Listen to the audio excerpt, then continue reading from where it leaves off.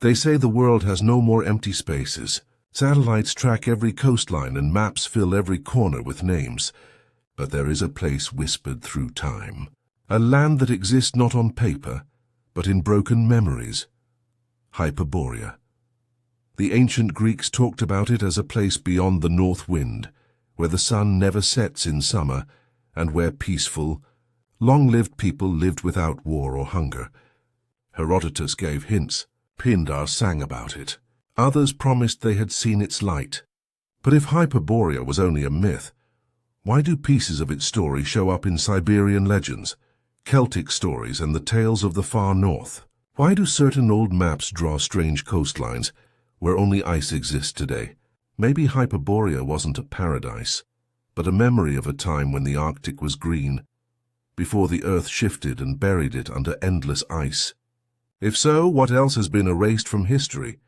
Come with me. Step beyond the known world into the frozen silence at the edge of the map. Let us follow the traces of a civilization the ice tried to hide, here on Historic Sleep. If you're drawn to stories like these, the ones that live in the shadows between what we see and what was made to disappear, feel free to like and subscribe only if it feels right. And let me know in the comments where you're watching from and what time it is for you right now. I love seeing our little map of watchers light up around the world. Long before the Arctic was drawn in shades of white and blue, before ships with iron hulls tried to break its frozen skin, there was a word carried south on the wind, Hyperborea. To the ancient Greeks, it wasn't a point on a map, but a direction beyond understanding, beyond Boreas, past the breath of the north wind. Boreas himself in their stories was winter personified, wild hair, rushing air, the scream of ice. And so to imagine a land beyond him was to imagine a place untouched by the cold that marked the edge of the world. Pindar, the Theban poet, wrote of a people there who lived without hard work or sickness, whose celebrations were endless, and whose lives were measured not in decades but in centuries.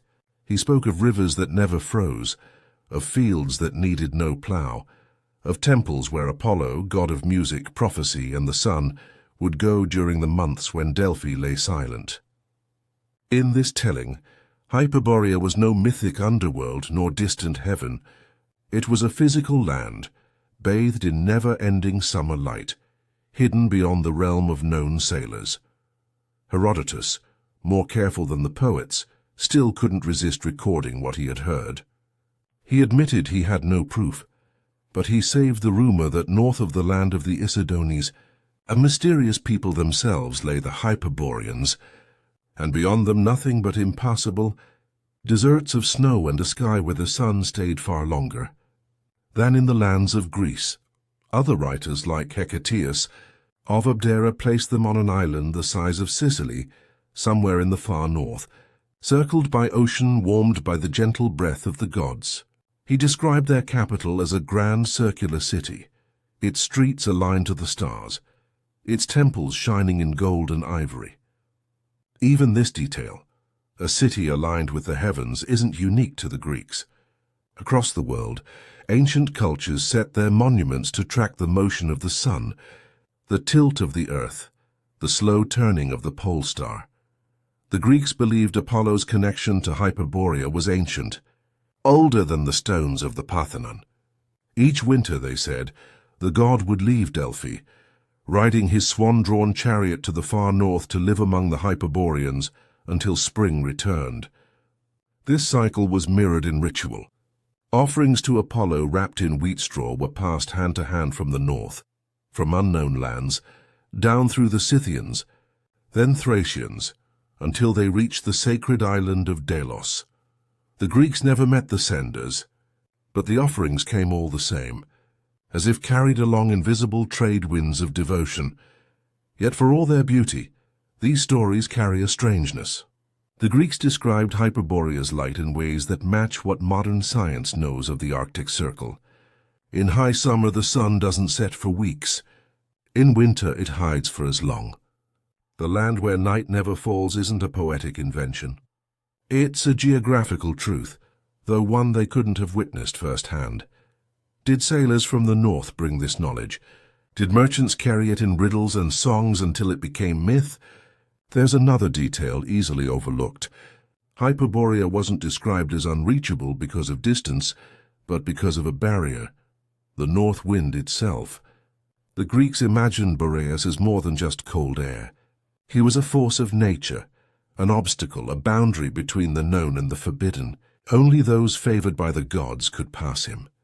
In this sense, Hyperborea was as much a spiritual boundary as a physical one. When we look at these accounts side by side, a pattern emerges. Each author writes with second-hand wonder. None claim to have been there. And yet the descriptions are precise enough to suggest they were drawing on a shared source, perhaps from traders moving along the vast steppe routes, perhaps from the seafaring Phoenicians who traveled farther than the Greeks liked to admit. In the 20th century, historians dismissed Hyperborea as an invention, a utopia projected into the blank spaces of the map. But recent studies in paleoclimatology complicate that dismissal. Ice core samples from Greenland show that during certain warm periods in the late Pleistocene, the far north wasn't an endless wasteland of snow. Pollen trapped in ancient ice tells of birch and willow, of meadows where now there's only permafrost. If such a climate existed within human memory, it's not unthinkable that people lived there, and that fragments of their lives filtered down into Greek lore. The Greeks, with their love for symmetry and divine order, made Hyperborea into an ideal. But like all ideals, it may have been rooted in something real, a distant echo of a place that was, a place erased not by conquest, but by the slow, unstoppable turning of the Earth's axis and the advance of ice.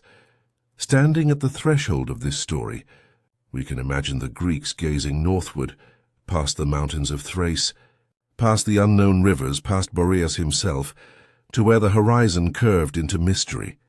And in that mystery, they placed a civilization bathed in sunlight, waiting forever just beyond the wind. Centuries after Greek poets sang of Hyperborea, the age of exploration brought a new kind of map-making, one that sought to replace myth with measurement. Yet even in these maps drawn by hands claiming scientific authority, there are ghosts. Look closely at certain early Renaissance charts, and you'll find strange shapes in the far north. Coastlines where there should be only ice, islands sprawling across the pole, lands named but unexplained.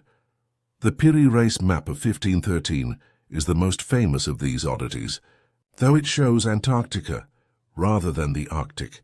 But in the northern hemisphere, other cartographers left similar puzzles. Oronteus Phineas's 1531 world map shows a massive northern continent, an intricate landmass divided by 4 great rivers meeting at the pole. This image would echo later in the 16th century works of Mercator, who repeated the idea of a central Arctic island surrounded by open seas. To modernize, these images seem like fantasy, the fever dreams of men who had never seen the ice. But they raise a deeper question. Where did the inspiration come from? Gerardus Mercator himself claimed his source was older still, the lost records of early travelers, perhaps Norse or even pre-Norse. According to his writings, a Franciscan friar named Nicholas of Lynn had journeyed north in the 14th century, reaching lands beyond the ice before returning to England. His account, Inventio Fortunata, is now lost, surviving only in references. Yet in those fragments there's talk of a magnetic mountain at the pole, of a sea that swirls around it, and of 4 great rivers flowing inward from the edges of a surrounding continent. It's the same pattern Phineas and Mercator drew, a vision of the Arctic not as barren ice, but as a navigable world. Modern historians often dismiss these maps as the product of misinterpreted sailors' tales or symbolic cartography, where features represent concepts rather than physical geography. But we can't ignore how many of these early images include details that match ancient myth: open polar seas, fertile northern islands, mild climates. In a way, they preserve the visual echo of Hyperborea without naming it outright. If we step back further, beyond European sources, there are earlier world maps from the Islamic Golden Age, and even from ancient China that hint at unknown northern lands.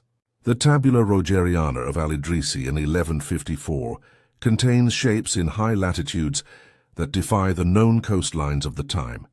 In Chinese records, the Han dynasty spoke of lands far to the north of their steppe frontiers, places where the sky's light was different, where strange animals roamed.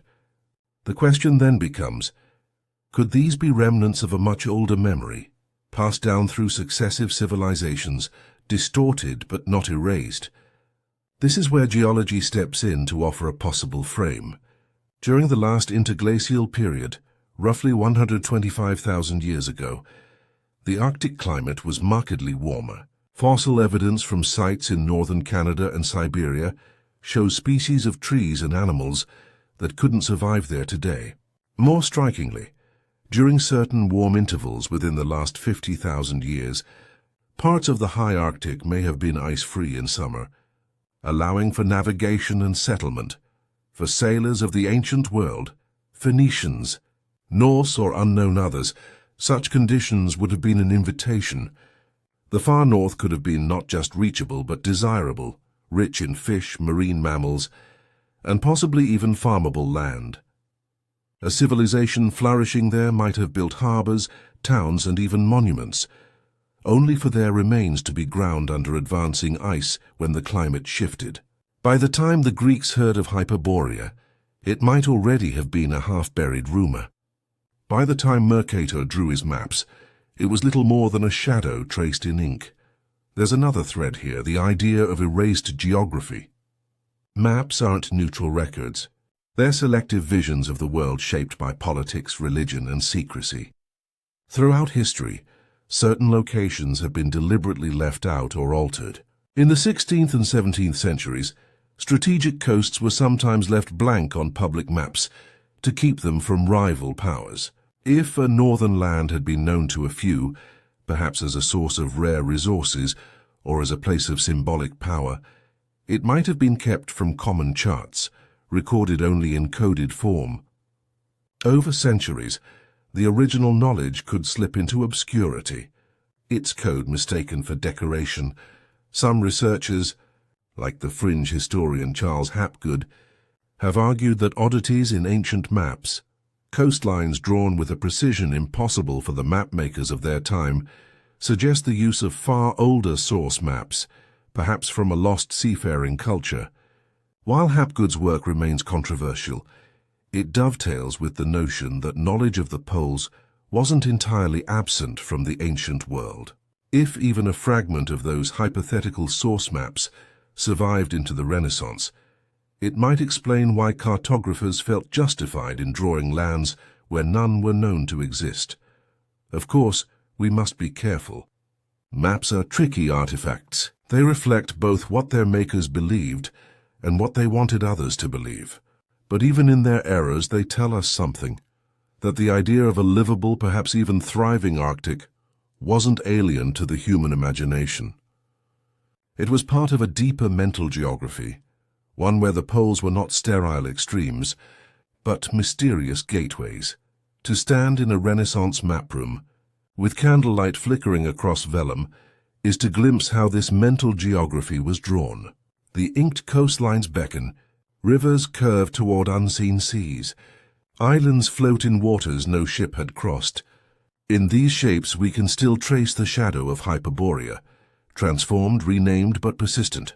And if the maps are wrong in their details, they may still be right in their premise, that the far north once held more than ice. In the centuries that followed, expeditions would push into the Arctic, each returning with stories that seemed to confirm and then contradict the old visions. But before those voyages, before the ice became the Arctic's only signature, there were maps. And on those maps, the edge of the world wasn't a dead end, but a threshold. Perhaps it still is. When we think of the Arctic during the Ice Age, the mind jumps instantly to endless white, to a frozen prison where no life could thrive. But this vision is only partly true. The late Pleistocene, the closing chapter of the Ice Age, wasn't a single unbroken winter. It was a time of extremes, a restless swing between deep freezes and intervals of startling warmth. To understand how a civilization could have existed in the far north, we must look not at the ice in its maximum fury, but at those brief golden intervals when the polar world breathed in sunlight. The story begins in ice cores, those slender cylinders of frozen time drilled from the Greenland ice sheet. Layer upon layer they record not just snow, but the chemistry of ancient air, trapped bubbles of carbon dioxide, traces of volcanic ash, and the faint isotopic signatures that reveal past temperatures. From these frozen records, scientists have identified periods within the last 50,000 years when the Arctic warmed dramatically, sometimes within a single human lifetime. These Dansgaard-Ushka events, as they're known, saw average temperatures in Greenland rise by as much as 14 degrees Celsius in decades. Such surges in warmth would have transformed the high Arctic. Tundra grasslands, known to ecologists as Mammoth Steppe, spread across Siberia, Alaska, and parts of Canada. Hardy grasses, wildflowers, and dwarf shrubs thrived, feeding vast herds of mammoths, bison, and horses. Rivers flowed freely in summer, carrying meltwater rich with nutrients to the Arctic Ocean. In such an environment, human life wasn't only possible, it was attractive. Fossil evidence supports this vision. At sites like Yana rhinoceros horn in Siberia, archaeologists have uncovered the remains of a human settlement dating back roughly 27,000 years. The artifacts, finely worked stone tools, bone needles, decorative beads, speak of people adapted to cold, but not living in perpetual blizzard. Instead, they exploited a landscape of seasonal abundance, fishing in ice-free rivers, hunting the great herds, gathering berries and roots in the brief but intense Arctic summer. These people weren't alone in the far north. The same climatic pulses that warmed Siberia also softened the coasts of Greenland and the Canadian Arctic. On Ellesmere Island, fossilized wood and pollen from birch and willow hint at a time when these now barren lands supported stands of vegetation. In Alaska's North Slope, remains of steppe bison and woolly rhinoceros tell of a richness unimaginable in the modern tundra. If such ecosystems existed within living memory of early human cultures, they could have been preserved in oral tradition long after the climate shifted again. A story of a land beyond the wind where the sun lingered and life was plentiful wouldn't be fantasy. It would be a cultural memory of a real place, filtered through centuries of retelling. This is how climate becomes myth. The transition from warmth to cold, however, could be swift and merciless. One of the most dramatic reversals came with the Younger Dryas, a sudden plunge back into near-glacial conditions about 12,900 years ago. In the space of perhaps a generation, average temperatures in the northern hemisphere fell sharply. Theories abound as to the cause. A massive meltwater pulse disrupting ocean currents, a cometary impact, volcanic eruptions. But the effect was the same. Grasslands gave way to tundra. Rivers froze for longer each year, and human communities in the high Arctic faced a choice between adaptation, migration, or extinction. It's here, in this sudden shift, that the story of Hyperborea might have reached its tragic turning point. If a thriving culture had established itself in the warmth of a previous warm period, it would have been struck down by the return of ice. Those who fled south might have carried fragments of their culture, symbols, star lore, architectural ideas, into the societies they joined. Those who stayed would have been forced into a harsher rhythm, their lives reshaped by scarcity. Over centuries, the physical memory of their homeland would fade, replaced by the poetic memory, a golden age at the edge of the world, forever just out of reach. The late Ice Age Arctic was also a place of shifting boundaries between land and sea. With so much water locked in ice sheets, sea levels were hundreds of feet lower than today. Vast coastal plains now drowned beneath the Arctic Ocean would have connected islands and continents. The shallow Chukchi Sea between Siberia and Alaska was once dry steppe, part of the Great Bering Land Bridge, a highway for humans and animals alike. In these exposed lands, rich with grasses and game, settlements could flourish seasonally, taking advantage of long summer days. Geological evidence from undersea cores in the Arctic basin shows layers of fine silt, pollen, and even freshwater diatoms, microscopic algae that thrive in lakes and rivers. Such layers suggest that during warm intervals, parts of the high Arctic experience conditions far more hospitable than the frozen desert we know today. For any seafaring culture, this would have opened opportunities for exploration, trade, and perhaps the establishment of seasonal camps far to the north. This raises a question. If people could live in these regions during warm intervals, could they also have developed complex societies there? The archaeological record is sparse, largely because rising seas and advancing ice have destroyed or buried most evidence. But the absence of evidence isn't evidence of absence. Many coastal settlements worldwide from this period are now underwater. The Arctic would be no different. What remains may lie beneath layers of silt, waiting for technology to uncover them. The climate shifts of the late Ice Age didn't just change the physical landscape. They also reshaped human perception of the North. To those who experienced its warmth, it could be a place of abundance and light. To those who came after the return of cold, it was a realm lost to time, accessible only in memory.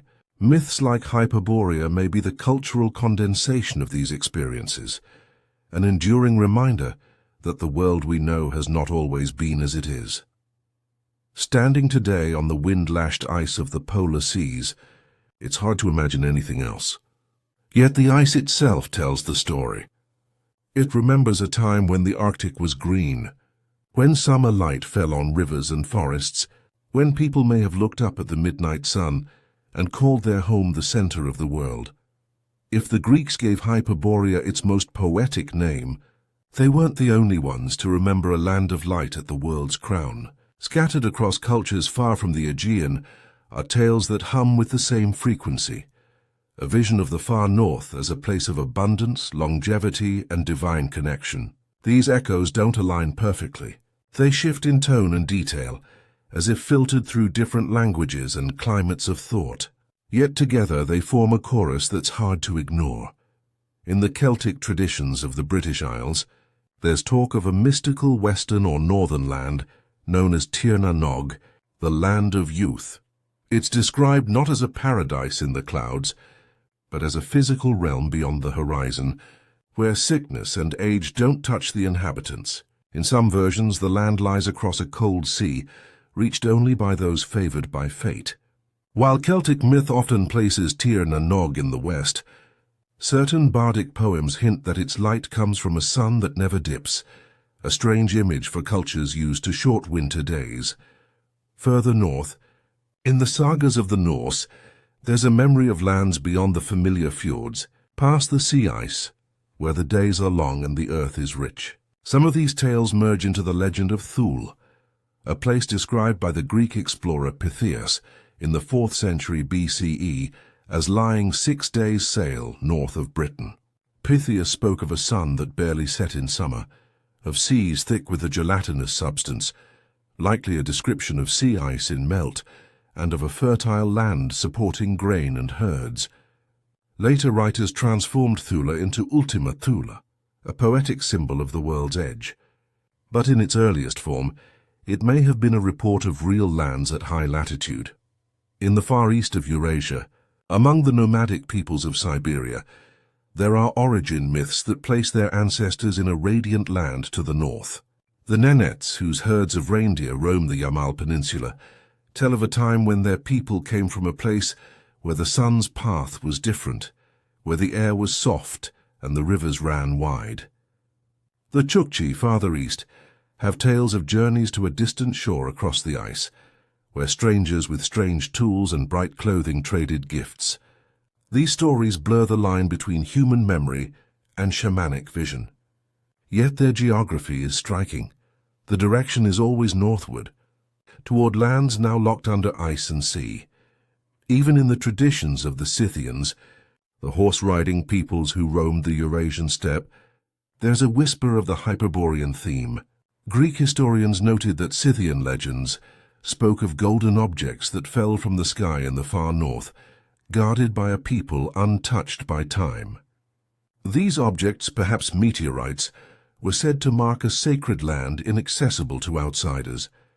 The Scythians themselves may have acted as intermediaries, carrying goods, stories, and perhaps even physical offerings from those lands to the Mediterranean.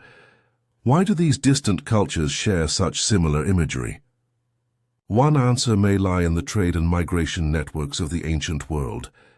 Before the rise of empires, the steppe and the sea acted as highways, connecting communities thousands of miles apart. A story told in one village could, within a few generations, travel the length of a continent, altered but still recognizable. If there had once been a real northern land with unusual light and seasonal abundance, its fame could have spread far beyond its borders. Another answer lies in the shared experience of latitude itself. For peoples living near or above the Arctic Circle, the contrast between summer and winter light is profound. In summer, the sun hangs in the sky for weeks, casting a golden glow over land and water. In winter, darkness reigns. This extreme rhythm can imprint itself on the imagination, making the idea of an eternal summer both tantalizing and believable. Cultures hearing of such a place from travelers could have elevated it into legend, regardless of whether they believed it still existed. Archaeology adds a further dimension.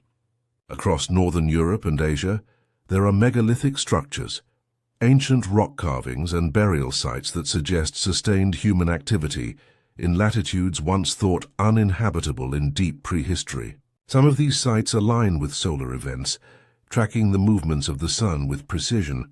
The same impulse that led the builders of Stonehenge to mark the solstices may have driven northern peoples to encode their relationship with the sun into stone, a relationship far more intimate in regions where daylight can vanish or dominate entirely. If we compare the myths of Hyperborea, Tir na Nog Thule, and the Siberian northern lands, certain motifs recur. The journey to a remote and often hidden place, the presence of perpetual or extended daylight, the absence of disease or decay, and a connection to the divine or the extraordinary. These aren't the vague qualities of an afterlife. They're physical characteristics that could, in a different climate regime, belong to a real geographic location. This is where modern science and ancient story meet. Geological and climatic evidence tells us that the Arctic has not always been the frozen desert of today. In warmer periods, it could have supported human life, even flourishing societies. The myths may be the fossilized remnants of those societies' reputations, passed down through oral tradition, reshaped by poets, and reframed to fit each culture's cosmology. And so, Hyperborea need not have been a single place known to all, but rather a shared archetype born of multiple encounters with the same phenomenon, a habitable far north. To the Greeks it was the land beyond Boreas, to the Celts a youthful paradise, to the Norse Thule, to the Siberian nomads the cradle of ancestors. Different names, different roots, but perhaps the same memory. Standing at the crossroads of these traditions, we're left with a haunting possibility. If so many cultures recall a land of light at the top of the world, then perhaps buried under ice and ocean, such a land once truly existed. Long before satellites and telescopes, humanity's first observatories weren't towers of glass and steel, but open skies above stone and earth. The ancients didn't simply watch the stars. They measured them, memorized their paths, and wove their rhythms into myth. In the quest to understand where Hyperborea might have been, these myths and measurements often overlap in ways that are too precise to dismiss. In Greek accounts, Hyperborea was beyond the north wind, but more subtly, it was tied to the path of the sun and the position of the stars. Apollo, the god most closely associated with the Hyperboreans, was also a solar deity. His winter departure from Delphi to spend months among them mirrors the seasonal movement of the sun itself, lower in the sky during Greece's winter, higher and seemingly dwelling in the far north during summer. This isn't just poetic imagery, it's an astronomical truth for anyone who has traveled close to or within the Arctic Circle, where the sun can remain above the horizon for days or even weeks. The Greeks weren't alone in their fascination with the far north sky. Across cultures, ancient astronomers paid special attention to the pole star and the circumpolar constellations, the ones that never set, forever circling the horizon. In regions closer to the equator, these constellations dip below the horizon part of the night, but at higher latitudes they dominate the sky, forming a fixed celestial crown. For a people living far to the north, these stars would have been constant companions, their positions shifting subtly over centuries due to the slow wobble of the Earth's axis, a phenomenon we now call precession. That wobble, imperceptible in a single lifetime, changes which star marks the north over thousands of years. Today Polaris holds the role, but in ancient times it was Kochab, and before that Thuban in the constellation Draco. To a culture rooted in the Arctic, the movement of this immovable point would have been both a navigational concern and a sacred mystery. If Hyperborea was indeed a real place in the high north, its inhabitants might have built structures aligned to these shifting polar markers, much as the Egyptians aligned pyramids to Thuban during their construction. Archaeology in high-latitude regions has uncovered alignments that raise questions. In the far north of Norway, the ancient site at Gossek, though much farther south in Germany, shows one of the earliest known solar observatories, with gates aligned to the winter and summer solstices. In Arctic Siberia, certain stone arrangements appear to mark sunrise and sunset positions at solstice, though their exact dating remains debated. Even the enigmatic megaliths of the Kola Peninsula seem to bear patterns that could be interpreted as astronomical. Why would these alignments matter? In the Arctic, the sun's path changes dramatically over the year. Knowing precisely when the sun will return after the long winter darkness, or when it will vanish into the polar night, could mean the difference between survival and starvation.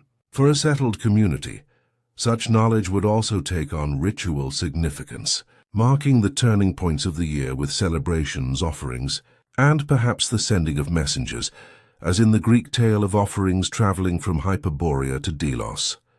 There's also the intriguing connection between Hyperborea and the concept of a central land. Several ancient sources, including Hecataeus of Abdera and later geographers, describe Hyperborea as lying at the center of the world, in a cosmological sense if not a literal one. This imagery aligns with how many ancient cultures conceived the pole as the axis mundi, the world axis around which the heavens revolve. For peoples who navigated by the stars, this point was both a practical guide and a sacred symbol, a fixed anchor in a shifting sky. We see similar motifs in other traditions. In Hindu cosmology, Mount Meru stands at the center of the world, its summit aligned with the pole star. In Norse myth, the world tree Yggdrasil connects the realms, its roots and branches touching the heavens and underworld, a vertical axis that mirrors the polar connection. In all these cases, the center isn't geographic for its own sake, but celestial, linked to the unchanging point around which all else turns. If Hyperborea was imagined, or remembered, as a land beneath that celestial crown, then its placement on ancient maps wasn't arbitrary. It would be north not only in physical distance, but in symbolic orientation, a land aligned with the heavens themselves. Such an alignment would amplify its sacred status in the minds of those who had never been there, but had heard of its wonders. Modern astronomy adds a layer of plausibility. If we project the precession of the equinoxes backward, we find that the position of the pole star shifts significantly over millennia. Certain eras would have made the Arctic sky particularly striking, with the pole aligned more directly with bright stars, or with certain constellations in prominent positions during summer. These visual changes could have been encoded in myth, marking the golden age of a polar culture's sky. Ancient seafarers may also have used the stars to reach northern waters. While compasses were unknown in the Mediterranean world of the Greeks, navigation by the stars was a developed skill. The consistent presence of circumpolar constellations could have served as a guide for voyages northward, especially in summer when the midnight sun fades into a long twilight and the brightest stars still shine. If any sailors reached lands beyond the Arctic Circle during a warm climate phase, their accounts, mingled with awe and distortion, could have been the seed for Hyperborea's legend. In the end, ancient astronomy does more than place Hyperborea on a speculative map. It roots it in a framework of observation and memory. The people who spoke of it weren't just telling fairy tales. They were interpreting the movements of the heavens, connecting them to places on Earth, and preserving those connections in story and stone. And if somewhere beneath the ice there was once a city aligned to the summer solstice, or a temple facing the never-setting star, then Hyperborea's position isn't lost forever. It's written in the sky, waiting to be read again. If the Greeks preserved Hyperborea in marble words, the peoples of the far north carried its echoes in living breath, in songs around winter fires, in carvings on bone, in stories that pass between generations like an unbroken thread. Here at the edges of the Arctic Circle, myth and memory intertwine so tightly that to separate them is to lose their meaning. Among the Sami of northern Scandinavia, the reindeer herders whose lives follow the migrations of their herds, there are old tales of a land where the sun dances on the horizon and the wind carries no bite. In some versions it's a sacred place reached only by the Noaidi, the shaman during trance journeys. In others it's a real territory somewhere beyond the highest mountains to the north, where rivers are full of fish, so plentiful they leap into nets without effort.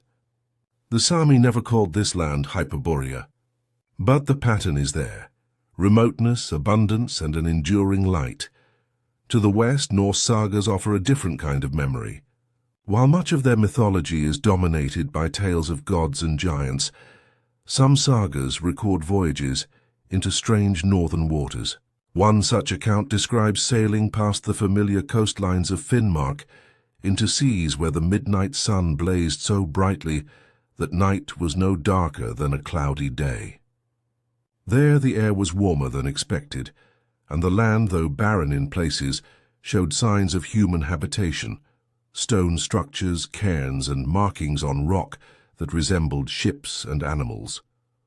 Whether these were Norse exaggerations or remnants of older settlements, the idea of a north beyond the known north took root.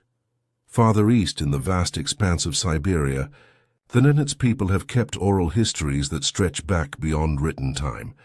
One Nenets elder, described in a story recorded in the early 20th century, spoke of a place where the sun rests high in the sky and where the rivers run wide and gentle. The people there, he said, were strong and lived long lives, their clothes bright and adorned with patterns unlike those of the tundra tribes. Such descriptions, while dreamlike, suggest a remembered difference, a cultural contrast with the harsh conditions of modern Siberia. The Chukchi, whose homeland lies on the far eastern edge of Asia, speak of visitors arriving from across the polar sea. These strangers came in large skin boats, bringing gifts of metal, beads, and woven cloth. In return, they received furs and ivory. The Chukchi stories never place these strangers in a specific direction, but the recurring detail of the sea that does not freeze in their tales points toward the influence of warmer currents, something possible in certain climatic intervals in the prehistoric Arctic. Even more intriguing are the archaeological traces scattered across the north. On Zhukov Island, far out in the East Siberian Sea, excavations have revealed a human settlement dating back over 8,000 years, astonishingly old for such a remote location. The people of Zhukov hunted polar bears and reindeer, built semi-subterranean houses for insulation, and crafted sleds, suggesting long-distance travel. While the site shows no sign of monumental architecture, its very existence demonstrates that humans, have lived and even thrived deep within the Arctic for millennia. Similar finds in the Yana River basin show that human presence in these latitudes extends back at least 27,000 years. At the Yana rhinoceros horn site, beads, tools, and worked ivory tell of a people not merely surviving, but shaping their environment with skill. These communities would have witnessed profound climatic swings and perhaps carried with them ancestral memories of warmer, greener Arctic lands. If we see Hyperborea not as a single lost kingdom, but as a cultural memory of multiple high-latitude societies, then the traditions of the Sami, Norse, Nenets, and Chukchi become pieces of a larger mosaic. Each preserves elements of the same archetype, a northern realm of light and abundance, reachable yet remote, familiar yet somehow apart from ordinary life. One striking commonality across these cultures is the role of the shaman or spiritual traveler in bridging worlds. In Sami practice, the Noaidi could journey in trance to distant realms, guided by the rhythm of the drum and the imagery of the northern lights. Among the Chukchi, shamans were said to ride reindeer or spirit birds into the sky, crossing to lands where the seasons were reversed, where light ruled over darkness. These visionary journeys may be metaphorical, but they mirror physical voyages. A skilled navigator in the Arctic could, in a matter of days or weeks, move between vastly different climates and light conditions, especially during times of climatic instability. The Norse, too, imbued their far north with mysticism. Beyond the human settlements lay Jotunheimer, the land of giants, a place of power and danger. While mythic in form, such concepts often grew from encounters with real landscapes that inspired awe, towering ice cliffs, volcanic mountains, or seas choked with icebergs. In warm phases, when such extremes receded, those same regions might have seemed almost paradisiacal by contrast. Over centuries, as climates cooled and coastlines shifted, these lands receded into legend. For the Sami, they became the domain of spirits. For the Norse, the stage of heroic voyages. For the Siberian peoples, the source of ancestral gifts and stories. By the time European explorers in the modern era sailed into the Arctic, they encountered only the icebound remnant of what had once been a shifting and dynamic world. And yet, listening to these northern traditions today, one can't shake the sense of continuity.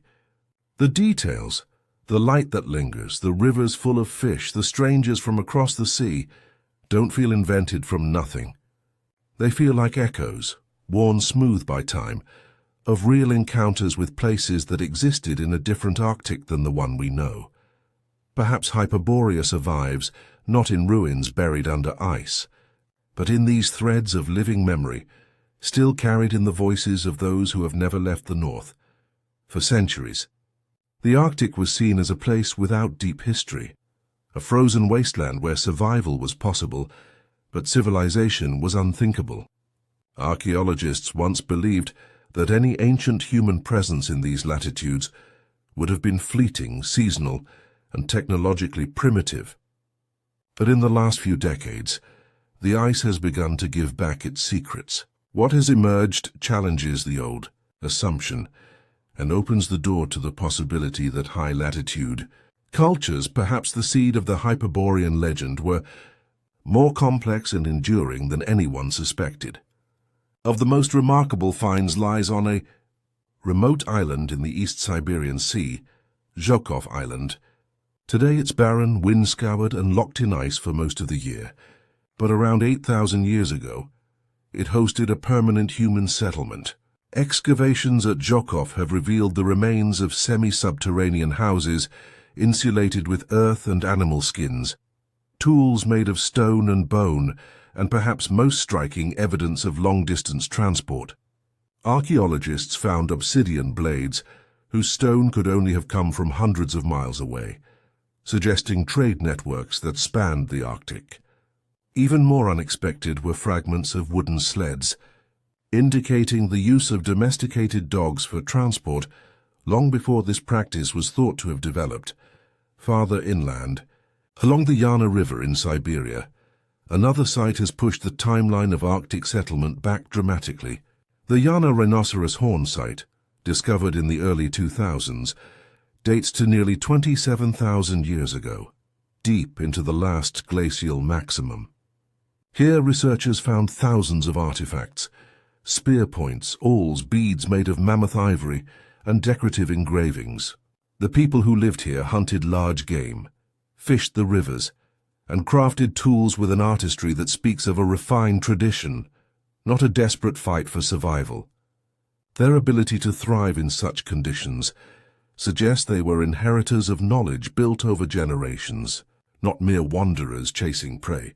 In Alaska, sites like the Mesa Complex and the remains found on the North Slope show that humans were present in the high Arctic thousands of years before the first Norse longships ventured into northern seas. These early inhabitants adapted their technology to the environment. Dwellings partially dug into the ground for insulation, clothing sewn with bone needles for maximum protection against wind, and weapons designed to take down both terrestrial and marine game. The archaeological record reveals a resourcefulness that would have made prolonged settlement and even cultural flourishing possible during warmer phases of the Arctic. Climate. The Canadian Arctic offers further pieces of the puzzle. On Baffin Island, unusual woven textiles found at the Nanook site have sparked debate. Some researchers argue they could be evidence of contact between Arctic peoples and Norse settlers, centuries before Columbus reached the Americas. Others suggest they point to an indigenous weaving tradition older still. Either way, the presence of such artifacts in a place so remote hints at networks of exchange, networks that could have carried not just goods but stories. Even older and more enigmatic are the stone structures found on the Kola Peninsula in northwest Russia. These megalithic formations, often dismissed as natural until closer examination, bear patterns of alignment that some researchers believe correspond to solar and lunar cycles. While their exact age remains contested, they suggest that ancient Arctic peoples may have engaged in astronomical observation, a skill that would have been invaluable for tracking seasons in a land of extreme light and darkness. Taken together, these finds paint a picture of the far north not as a fringe habitat visited by accident, but as a place inhabited by skilled, adaptable peoples who could organize labor, engage in long-distance trade, and perhaps even develop complex cultural identities. None of the sites individually match the grand image of Hyperborea described by Greek poets. There are no golden temples or cities of marble beneath the tundra, but collectively they reveal something equally compelling, that the conditions for such a society could have existed, and that if one did, its material traces might now lie hidden under ice sea or sediment. It's important to remember that the Arctic is one of the least explored archaeological frontiers on Earth. Vast areas remain untouched by excavation, either because they're too remote or because they lie beneath layers of permafrost that make digging nearly impossible. Climate change, while catastrophic in its own right, is beginning to expose some of these areas for the first time in millennia. As ice recedes and thawing ground reveals ancient camps, tools, and even human remains, the map of Arctic prehistory is being redrawn. One can't help but imagine what might yet be found. The remains of a seafaring culture whose boats hugged ice-free summer coasts, stone circles marking the passage of the sun at the pole, burial sites with artifacts that show influence from faraway lands. If Hyperborea was a real place, whether a single settlement or a network of northern communities, its ruins could still lie in wait, preserved in the cold as Pompeii was in ash.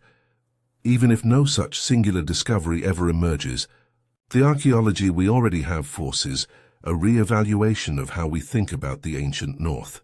It shows us that human ingenuity isn't bound by latitude, that stories of northern abundance could have sprung from lived experience, and that the Greek vision of a thriving land beyond the north wind may not have been pure invention.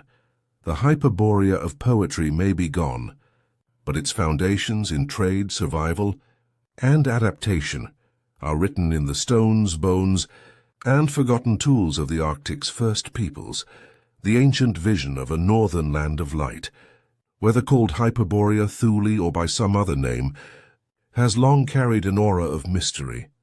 But in the late 19th and early 20th centuries, this mystique was repurposed, reshaped, and in some cases corrupted by political and ideological agendas. The name Thule, drawn from classical sources, became more than a geographical curiosity. It was transformed into a symbol of racial origin, spiritual destiny, and even geopolitical ambition. The earliest known reference to Thule comes from the Greek explorer Pytheas of Massalia, who sailed north around the 4th century BCE. His Thule was a land 6 days' sail from Britain, where the summer sun barely set. Later writers placed it at the edge of the known world, but they didn't agree on its exact location. Some thought it Iceland, others Greenland, and a few imagined it even farther north. This ambiguity gave the concept an unusual flexibility. Thule could be anywhere on the blurred frontier between myth and geography. By the 19th century, as Europe's fascination with racial origins intensified, Thule was reinterpreted through the lens of emerging theories about an Aryan homeland. The term Aryan, originally a linguistic classification for the Indo-European language family, was gradually twisted into a racial category by certain philologists, anthropologists, and ideologues. In this reimagining, the Aryans weren't simply speakers of related languages. They were a distinct people, superior in intellect and culture, who had radiated outward from a single point of origin. For some theorists, that point was Thule, imagined as a lost Arctic homeland. One of the earliest popularizers of this idea was the French writer Joseph-Alexandre Saint-Yves d'Alvedre. In his esoteric works of the late 1800s, Saint-Yves blended theosophy, occultism, and speculative history to describe an advanced hidden civilization from the north. Though his Agartha was more often placed underground, the association between high civilization and polar regions began to gain traction in mystical circles. Helena Blavatsky, founder of the Theosophical Society, also spoke of a polar origin for the so-called root races of humanity. In her writings, the Arctic, sometimes literal, sometimes symbolic, was linked to a primordial age when spiritual and physical conditions were very different. The polar homeland, she suggested, was the cradle of an advanced people who later spread across the earth, leaving behind fragments of their knowledge in ancient cultures. It was the Germanic reinterpretation of Thule. However, that would have the most lasting and dangerous impact. In the early 20th century, German nationalist thinkers seized upon the idea of a northern homeland for the Aryan race. They envisioned Thule not merely as a historical place, but as a spiritual and racial ideal. The Thule Society, founded in Munich in 1918, was part political organization, part occult study group. It combined romanticized notions of ancient Germanic heritage with racial pseudoscience, and a fascination with lost civilizations. Members of the Thule Society believed that their ancestors had come from a vanished land in the far north, a place of purity and power that had been destroyed by a cataclysm, possibly linked to the end of the last ice age. They saw themselves as the inheritors of this legacy, destined to restore the greatness of their forebears. In this narrative, Thule wasn't just a curiosity from ancient geography. It was the foundation myth for a racial and national identity. The Society's ideas influenced a number of figures who would later play roles in the rise of the Nazi Party, though the exact nature of that influence remains debated by historians.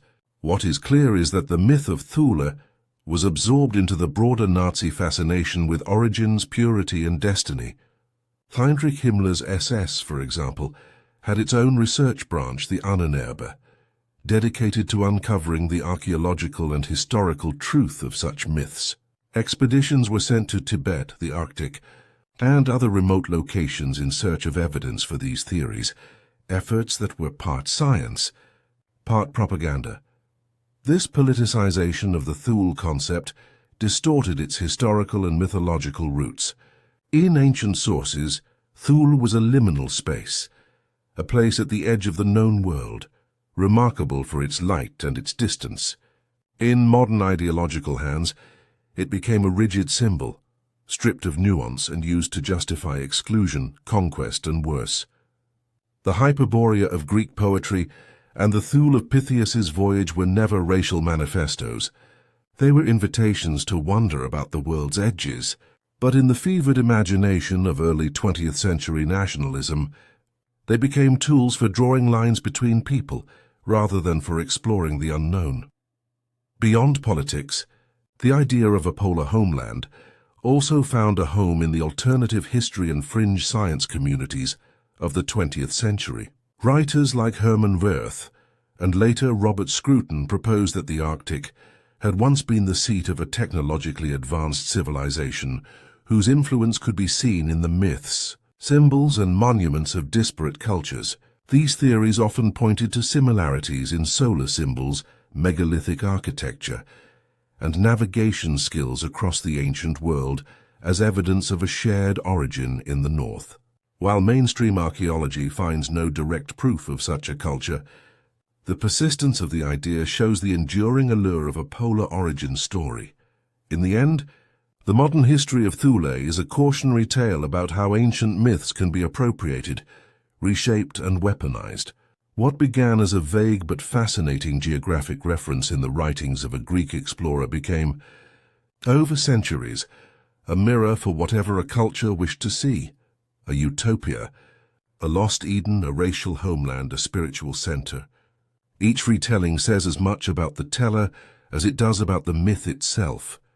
Yet stripped of its ideological baggage, the Thule of antiquity still resonates with the same questions that gave rise to Hyperborea. Was there once a habitable, even flourishing land in the far north? Could human cultures have thrived there during warmer phases of the Ice Age? And if so, what traces might remain beneath the ice? These questions, unclaimed by politics, still invite us to look toward the pole, to the place where maps once faded into white and imagination took over. If there is any truth behind the idea of Hyperborea or Thule, it will not be found in poetry or political mythology. It will be written in the earth itself. Geology, more than any ancient text, holds the record of what the Arctic once was and what it might have hidden. To trace the possibility of a lost land in the far north, we must strip away modern ice and follow the story told in rock, sediment, and seafloor. During the last glacial maximum, roughly 26,000 years ago, vast ice sheets covered much of North America, northern Europe, and parts of Siberia. Sea levels were more than 400 feet lower than they are today.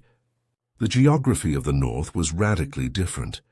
Continental shelves that are now submerged lay exposed, forming broad plains and connecting islands. The Bering Land Bridge, or Beringia, joined Asia to North America, creating a vast steppe that stretched from Siberia to Alaska. This wasn't a wasteland. It was a rich grassland ecosystem supporting mammoths, horses, bison, and the humans who hunted them. The Arctic Ocean itself, while still encircled by ice in many seasons, likely had pockets of open water and more extensive coastlines.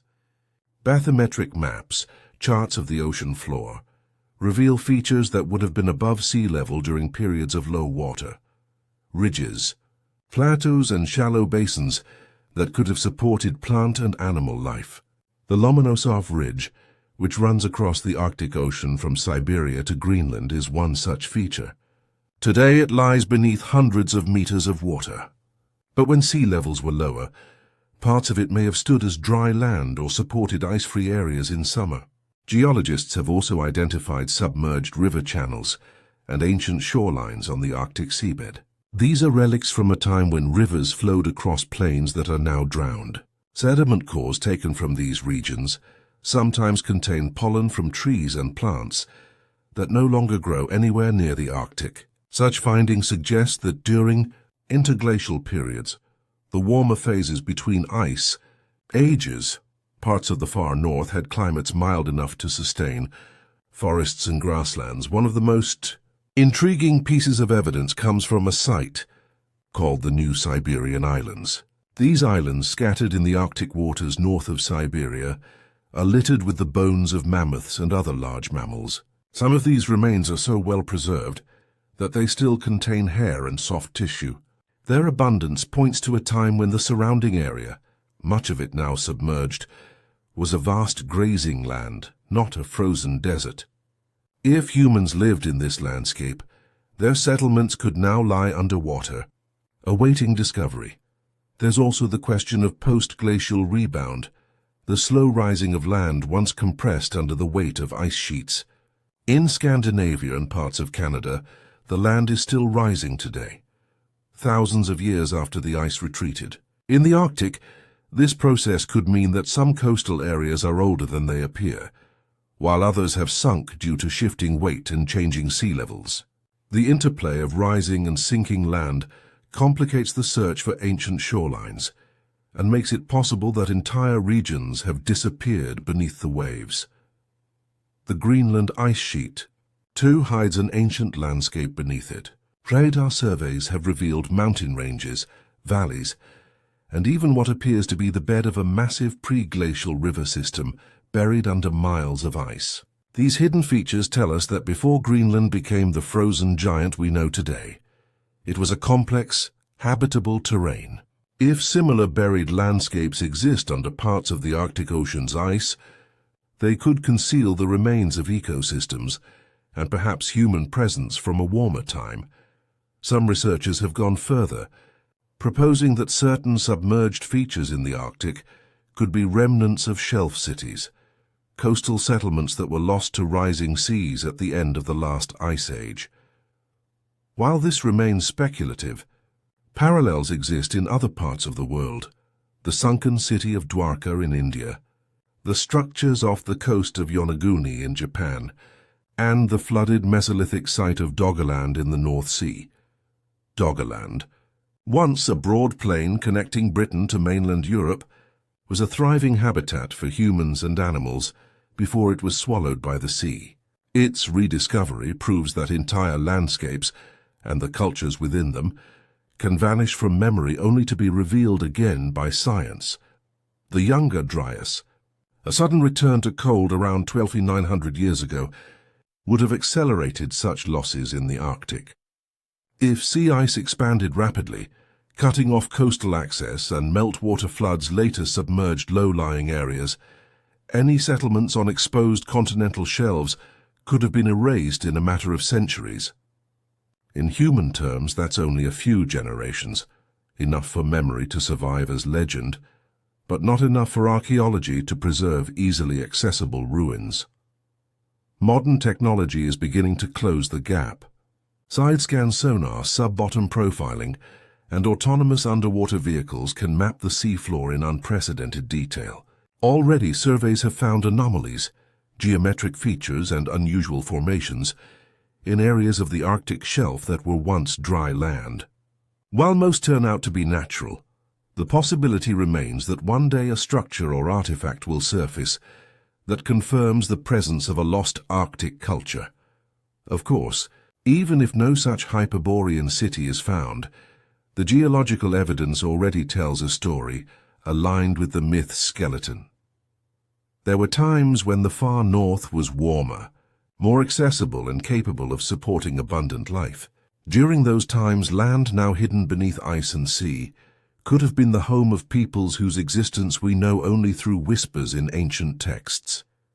In the end, the Arctic isn't a static white desert. It's a restless landscape sculpted by cycles of ice and thaw, rise and fall. The Hyperborea of legend may be gone, but the Earth remembers it, in ridges beneath the sea, pollen locked in sediment, and bones scattered on islands no one inhabited in recorded history. And if we follow those clues far enough, we may yet find the place where myth and geology meet. When most people think about the Arctic, they imagine a world with only white and grey colors, ice going on forever, snowy skies, and emptiness with just a polar bear here and there. But this frozen picture is only what the Arctic looks like now. For most of the last 100,000 years, the far north went through times when it was full of life and times when it was empty. During the warmer times, it wasn't an empty wasteland.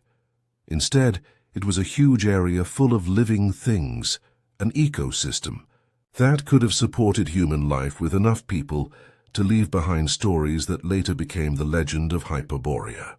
Scientists call it the Mammoth Steppe, a type of land that doesn't exist anywhere today. It stretched from France across the flatlands of Eurasia, through Siberia, and over the Bering Land Bridge into Alaska and the Yukon. In this world, grasses and plants called sedges covered the land, mixed with wildflowers, mosses, and short bushes. There weren't big forests, but the open plains were rich with nutrients and could support one of the largest numbers of big animals ever known.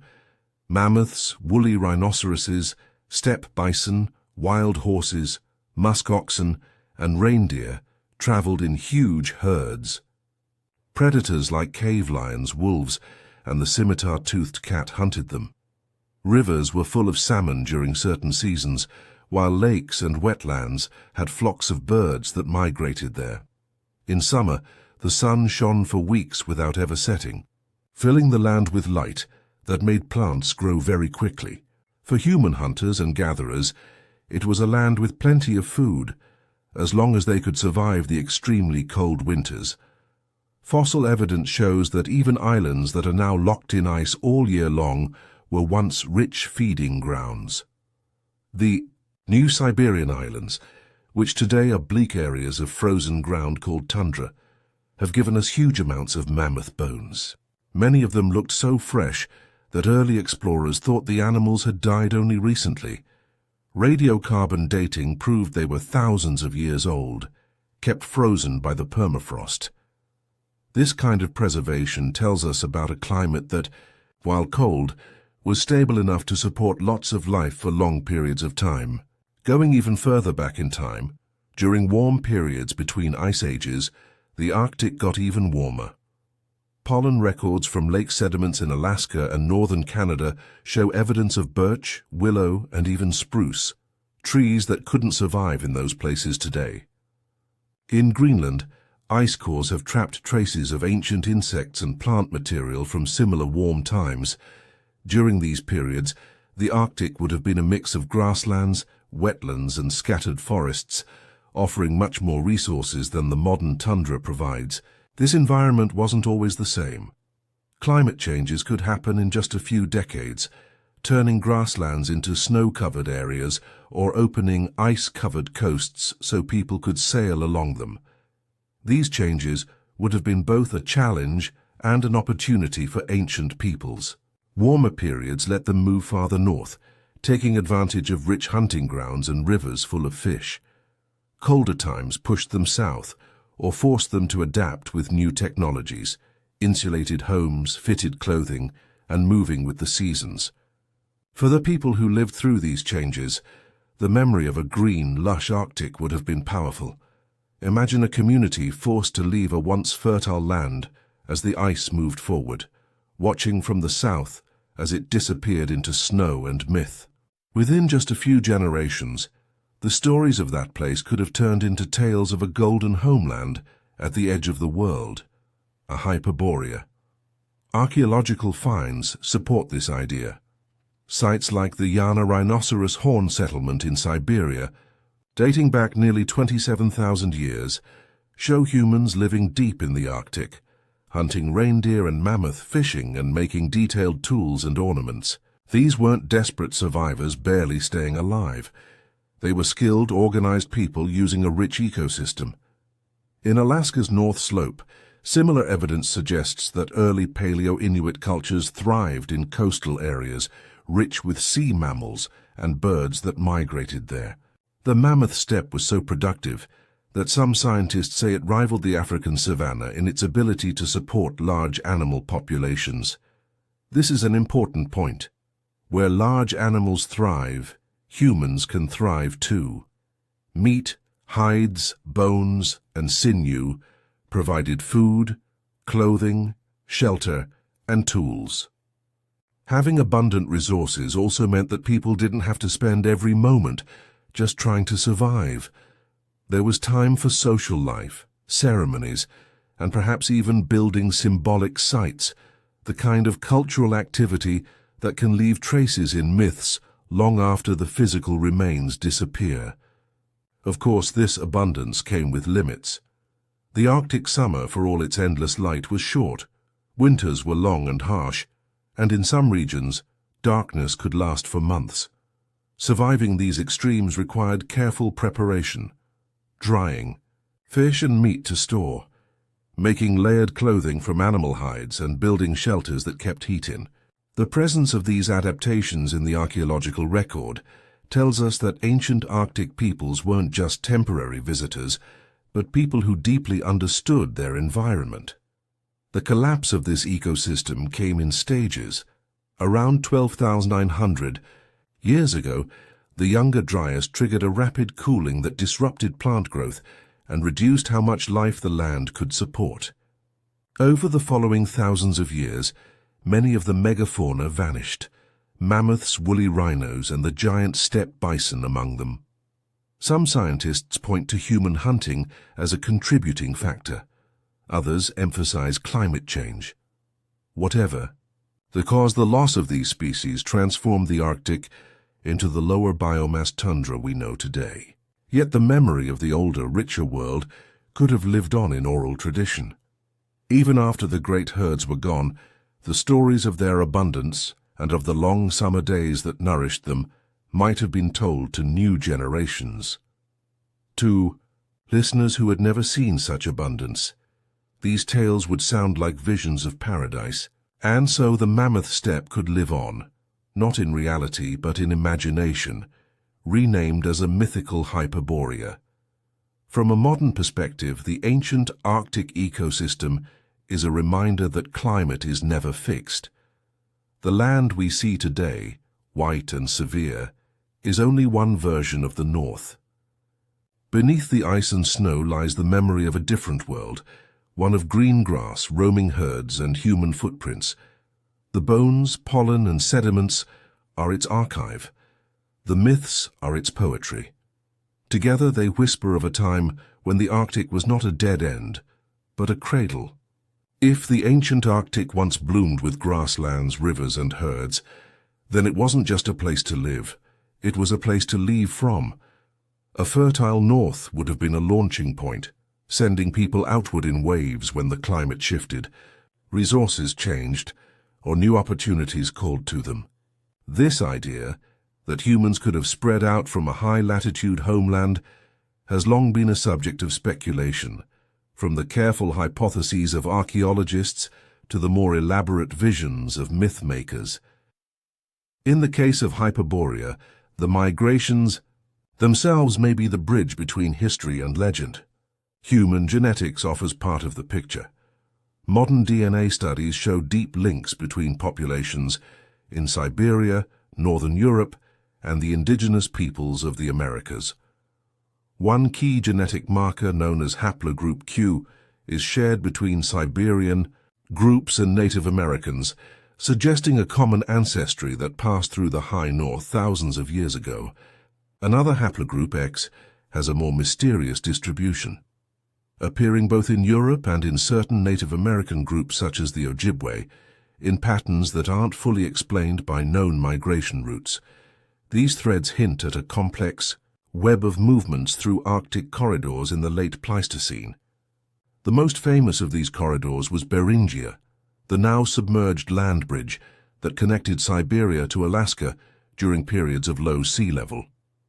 For thousands of years, this region wasn't just a narrow crossing, but a vast steppe rich in game and vegetation.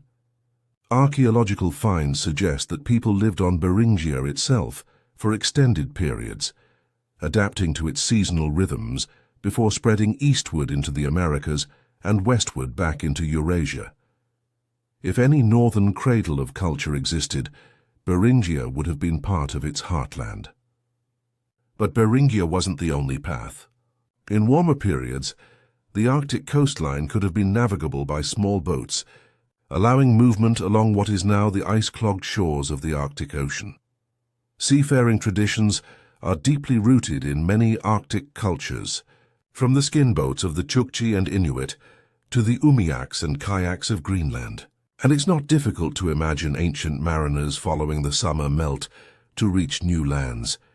Such voyages could have carried not only people but stories, weaving a shared mythology across vast distances. In the genetic record of modern Scandinavians and certain Siberian peoples, there are signals of ancient gene flow that suggest contact across the Arctic. While these links are often explained through later movements, such as the spread of Uralic-speaking peoples, some researchers speculate that they could preserve traces of much older pre-agricultural connections. If so, the land beyond the North Wind might have been less isolated than the myths suggest, acting as a hub in a network of seasonal migrations. Oral traditions from different parts of the North speak of ancestors coming from lands now inaccessible. Among the Inuit, there are stories of the Toniat, a people said to be larger, stronger, and more skilled in certain crafts than the Inuit themselves, who eventually vanished or moved away. In parts of northern Russia, tales speak of a golden age when the ancestors lived in a land of endless summer, only to be driven south by advancing cold. In both cases, the direction of origin is toward the pole. These migrations wouldn't have been single dramatic departures. More likely, they unfolded over centuries, with families and clans moving gradually, following herds or seeking better fishing grounds. As they traveled, they would have blended with other groups, carrying elements of their original culture into new environments. In some cases, they may have brought technological skills, boat building, navigation, astronomical observation, that gave them advantages over the peoples they encountered. Such advantages could easily feed into the legends of outsiders arriving with strange powers or knowledge. There was also the question of symbolic migration, the movement of ideas rather than people. A story once told can travel farther and faster than its tellers. If tales of a northern homeland were compelling enough, they could spread independently of actual migration, picked up and reshaped by each culture along the way. So over time, these tales could accumulate details from many sources, fusing memory and imagination into a coherent myth. From a practical standpoint, leaving the North wasn't always a matter of choice. Climate downturns like the onset of the Younger Dryas could make survival nearly impossible at certain latitudes.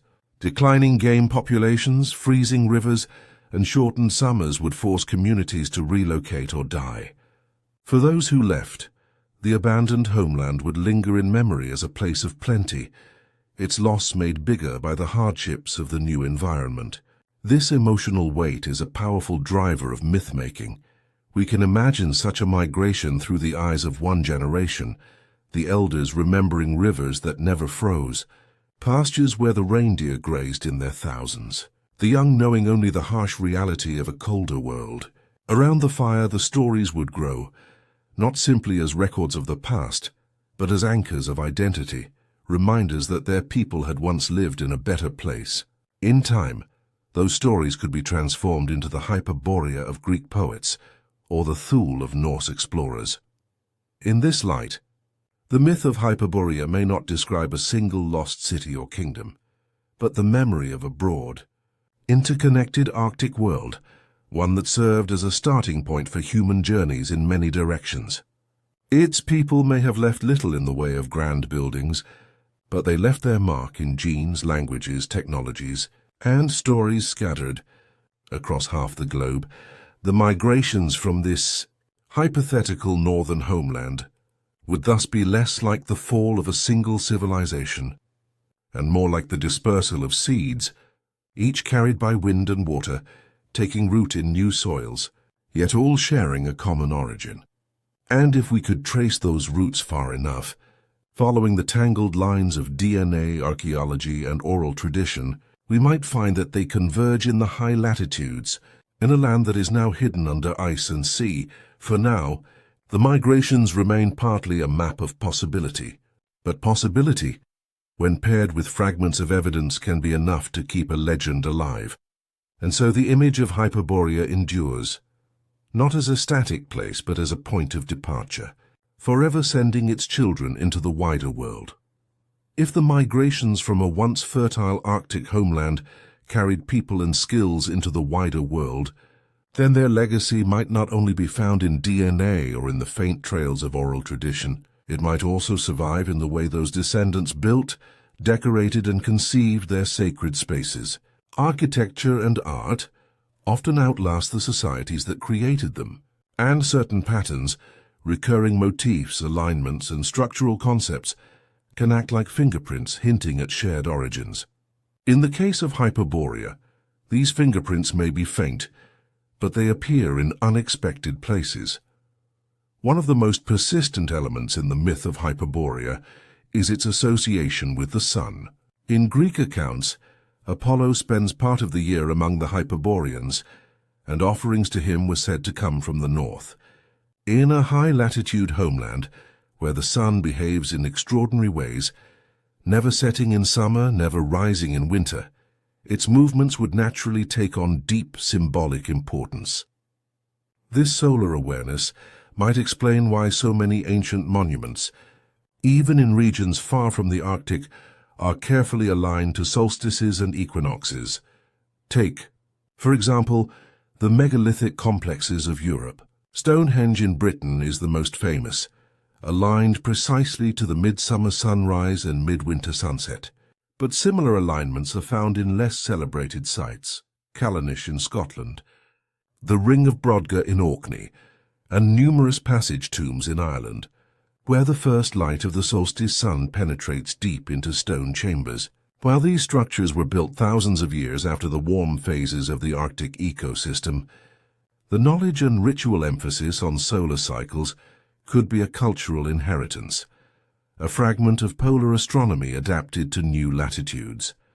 In northern Eurasia, petroglyphs carved into rock faces often show spirals, wheels, and concentric circles, shapes widely interpreted as solar symbols. Some show reindeer or elk intertwined with these symbols, linking the animal most vital to Arctic life with the celestial body that governs the seasons. The combination suggests a worldview in which survival was explicitly tied to both the land and the sky, a perspective entirely natural for people whose homeland lay under the midnight. So as to moving farther afield, certain motifs appear in unexpected contexts. In Central Asia, Bronze Age petroglyphs show rows of figures with outstretched arms, facing a radiant disk. In the Americas, some early mound structures and earthworks are aligned to solstice points, though their builders lived far from the Arctic. These parallels don't prove a direct Hyperborean influence, but they suggest that the symbolic and practical importance of solar alignment was more widespread than local necessity would require, as though the idea had traveled with people from regions where such alignments were critical to life. Another potential legacy lies in circular architecture. Classical sources sometimes describe Hyperborea's principal city as circular, with streets radiating outward like spokes and concentric walls enclosing sacred spaces. While no archaeological evidence of such a city has been found in the Arctic, circular layouts appear in various ancient cultures, from the fortified rings of Neolithic Europe to the ceremonial enclosures of Central Asia. Even in the Americas, certain Puebloan and Mississippian sites follow circular or radial plans. While these may have developed independently, the recurrence of such geometry in ritual spaces is striking. Fair circle, after all, is not only a practical form, it is a solar form, mirroring the disk of the sun and the cyclical nature of the year. Material culture may hold smaller, subtler echoes.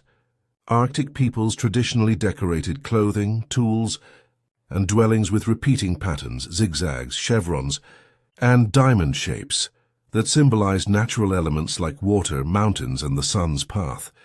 These patterns, passed down through generations, can migrate with people just as words and genes do. In some Eurasian Bronze Age cultures, similar motifs appear on pottery and textiles, far from the environments where they originated. To an untrained eye, these might be dismissed as mere decoration. To an anthropologist, they could be the residue of ancient visual languages. The portability of art also means that sacred objects from a northern homeland could have traveled with migrating groups. Small carvings, amulets, and ritual tools may have been carried south as heirlooms, their meanings adapted to new landscapes. Over time, the original geographic references might fade, leaving only symbolic shapes that continue to inspire reverence. A spiral that once marked the endless summer light could become a sun charm for a farming culture, its polar origin forgotten. It's also worth considering that some ancient structures may have been inspired by memories of Arctic landscapes themselves. A high-latitude environment in summer is dominated by broad horizons, reflective waters, and vast skies. Monumental architecture that emphasizes openness, alignment with the horizon, or reflection of light might unconsciously echo those formative vistas. This could explain the prevalence of horizon-based astronomy in many megalithic cultures. Their builders were replicating not just a functional calendar but a visual relationship with the sky that their ancestors had valued. The challenge in tracing such influences is that ideas, unlike artifacts, leave no clear layer in the soil. They blend, merge, and reappear in new guises. But when the same themes, solar worship, circular design, geometric patterning, horizon alignment, recur across widely separated cultures, they invite questions. Could these be independent inventions? Certainly. But could some of them be inherited from a shared cultural ancestor rooted in the high north? That too remains a possibility. In the Greek imagination, Hyperborea's architecture wasn't monumental in the sense of pyramids or ziggurats. It was monumental in harmony, aligned to the stars, open to the sun, shaped by the rhythms of the natural world. If such a place existed, its influence might not survive as ruins, but as a design philosophy embedded in the architecture and art of those who left. Seen in this light, the search for Hyperborea is not only a matter of looking for lost cities under ice. It's also about reading the silent language of shapes and symbols that have crossed centuries and continents, surviving in forms so familiar we no longer notice their strangeness. In these patterns the North still whispers. Among the many threads that weave Hyperborea into the fabric of world mythology, none is brighter than its connection to the sun.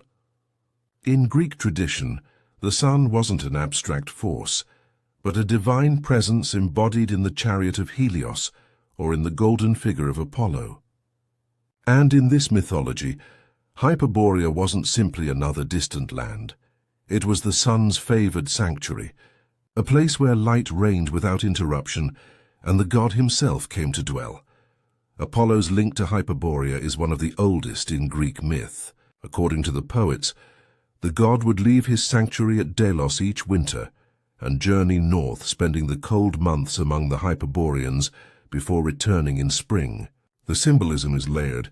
In the temperate climate of Greece, the sun's power wanes in winter. Apollo's absence mirrors that dimming. In the Arctic, however, the sun behaves differently, disappearing entirely for part of the year, then returning to dominate the sky in summer. For a culture that had heard tales of such extremes, placing the sun god's winter residence in the far north made perfect sense. The Greek historian Herodotus noted that offerings to Apollo were said to come from Hyperborea, carried south in a relay from people to people until they reached Delos. Wrapped in wheat straw, these sacred gifts were said to originate in a land beyond the reach of the north wind. Whether this was a literal trade route or a symbolic representation of cultural exchange, it speaks to a perceived connection between northern peoples and the heart of Greek religious life. The poet Pindar went further, describing Hyperborea as a land where no one by ship or on foot could find the marvelous road to the assembly of the Hyperboreans. In his vision, it was a place of music, feasts, and unending sunlight, a natural home for Apollo, whose domains included music, prophecy, and the healing arts. This emphasis on light and harmony aligns with the way the Greeks idealized balance and perfection, but it also reflects the real-world phenomenon of the midnight sun, transposed into a divine setting. Solar myths connected to northern lands aren't unique to Greece. In Norse mythology, the sun is personified as the goddess Sul, who rides across the sky in a chariot, pursued by a wolf.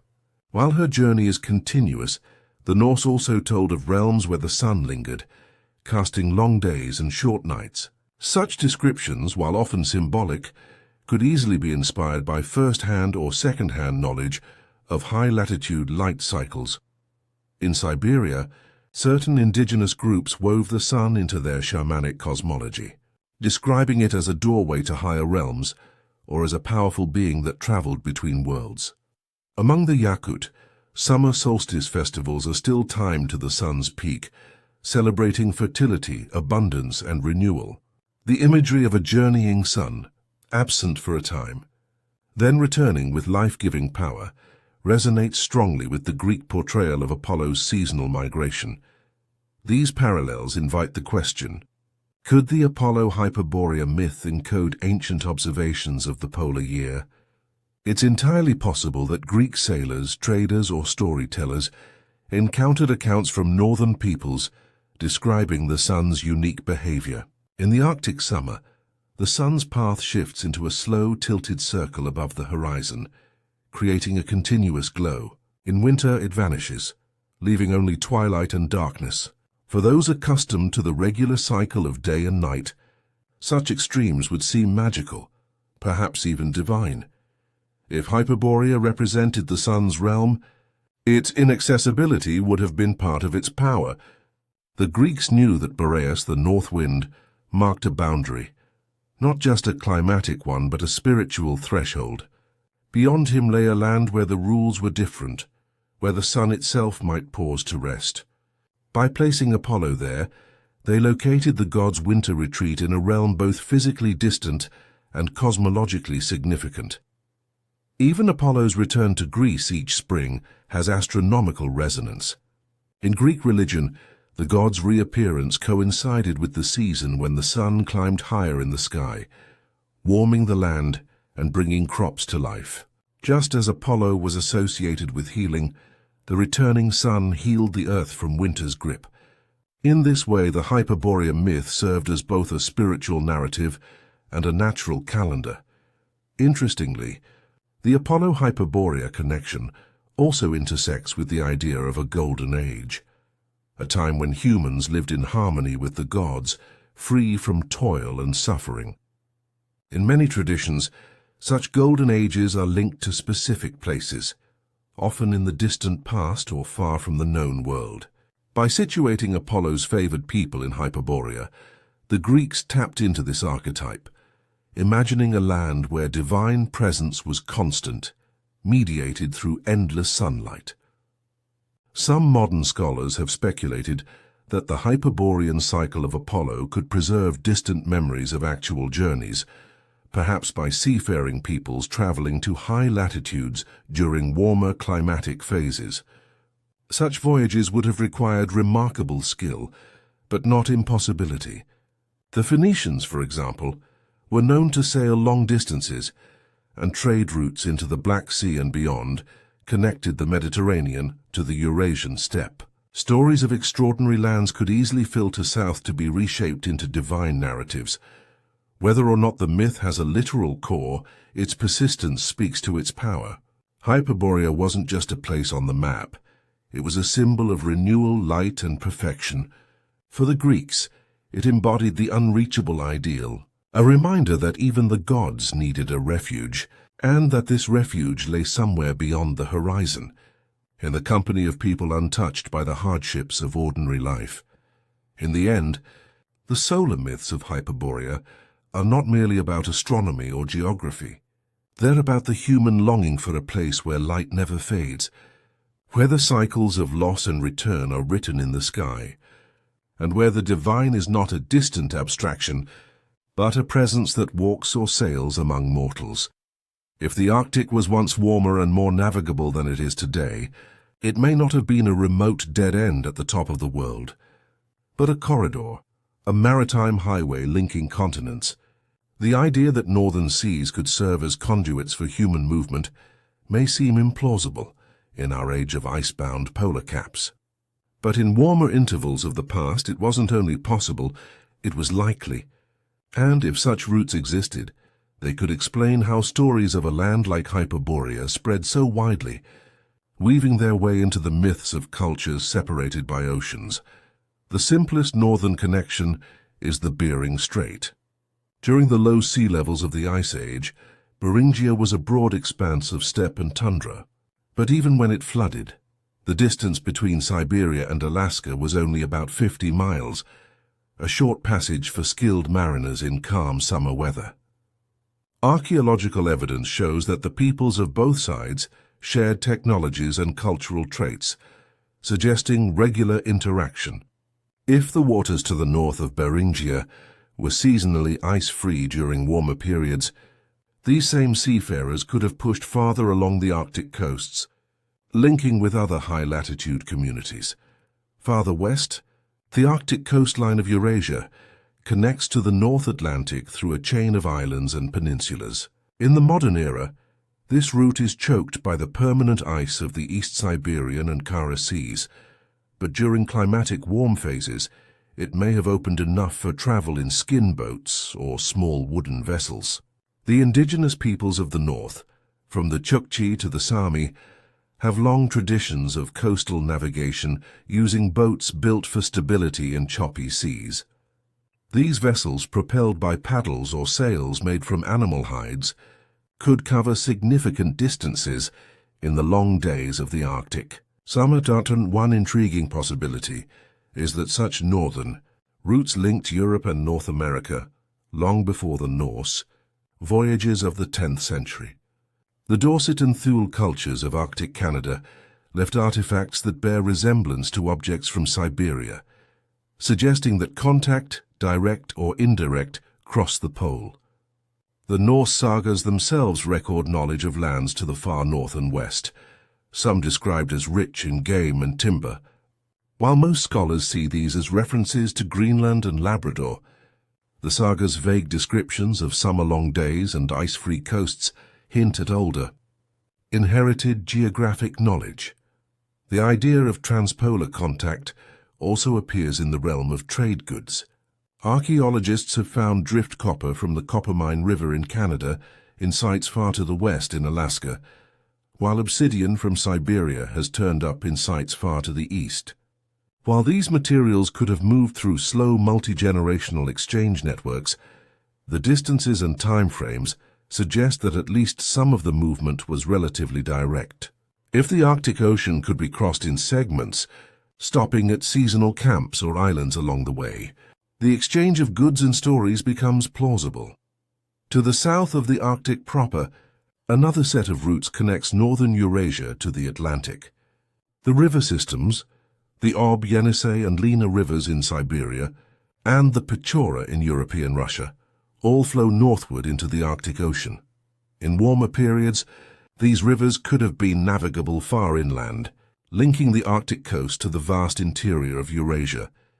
Goods, people and information could travel from the steppe to the sea and onward along the coast, forming a network that paralleled more familiar southern trade routes. In this way, stories of a northern land, its light, its abundance, could move from community to community, eventually reaching cultures far removed from its source. Seafaring traditions in the high north also reveal an adaptability to extreme conditions that could support long-distance voyages. The umiak of the Inuit, for example, is a large open boat made from driftwood frames and sealskin coverings, capable of carrying dozens of people. It's designed for both speed and stability, and can be paddled or sailed. While today these boats are used mainly for hunting and local travel, in the past they could have served as exploration craft, following coastlines for hundreds of miles. Even the Greenlanders of the Norse period, who settled on the island's southern coast, ventured north along the west coast to hunt walrus and trade ivory. They reached as far as Ellesmere Island, facing the Lincoln Sea, one of the most challenging bodies of water in the Arctic. That they managed such voyages in the colder climate of the late medieval period suggests that earlier, warmer eras would have made longer voyages more feasible. The possibility of transpolar or circumarctic contact also raises questions about the spread of symbolic systems. Certain solar motifs, geometric patterns, and animal imagery appear in both Eurasian and North American Arctic art, sometimes with striking similarity. While convergent evolution in art is possible, such parallels invite the question of whether they share a common origin, perhaps from a high-latitude culture whose influence radiated outward in multiple directions. If such contact occurred, it wouldn't have been constant or easy. The Arctic is a volatile environment, even in its warm phases. Storms, shifting ice, and unpredictable currents would have made long voyages risky. But human history is filled with examples of people taking extraordinary risks when the rewards, trade goods, new hunting grounds, alliances, were worth it. And beyond material rewards, there is the human drive to explore, to see what lies beyond the next headland. In the Greek myth of Hyperborea, the land is remote and unreachable by ordinary means. Yet in some versions, offerings from Hyperborea reach Delos by a chain of intermediaries. If we strip away the mythic framing, this could be a poetic memory of information and perhaps goods traveling from the far north through multiple hands and lands. The northern route may not have been sailed in a single epic journey, but in many smaller voyages, each connecting one link in a chain that spanned continents. Modern oceanographic studies support the idea that the Arctic Ocean during certain periods of the Holocene had reduced sea ice in summer, especially along coastal margins. Combined with the lower sea levels of earlier times, this would have created more land for staging points and easier navigation. For the people of such a time, the north wouldn't have been a forbidding end of the earth, but a navigable frontier.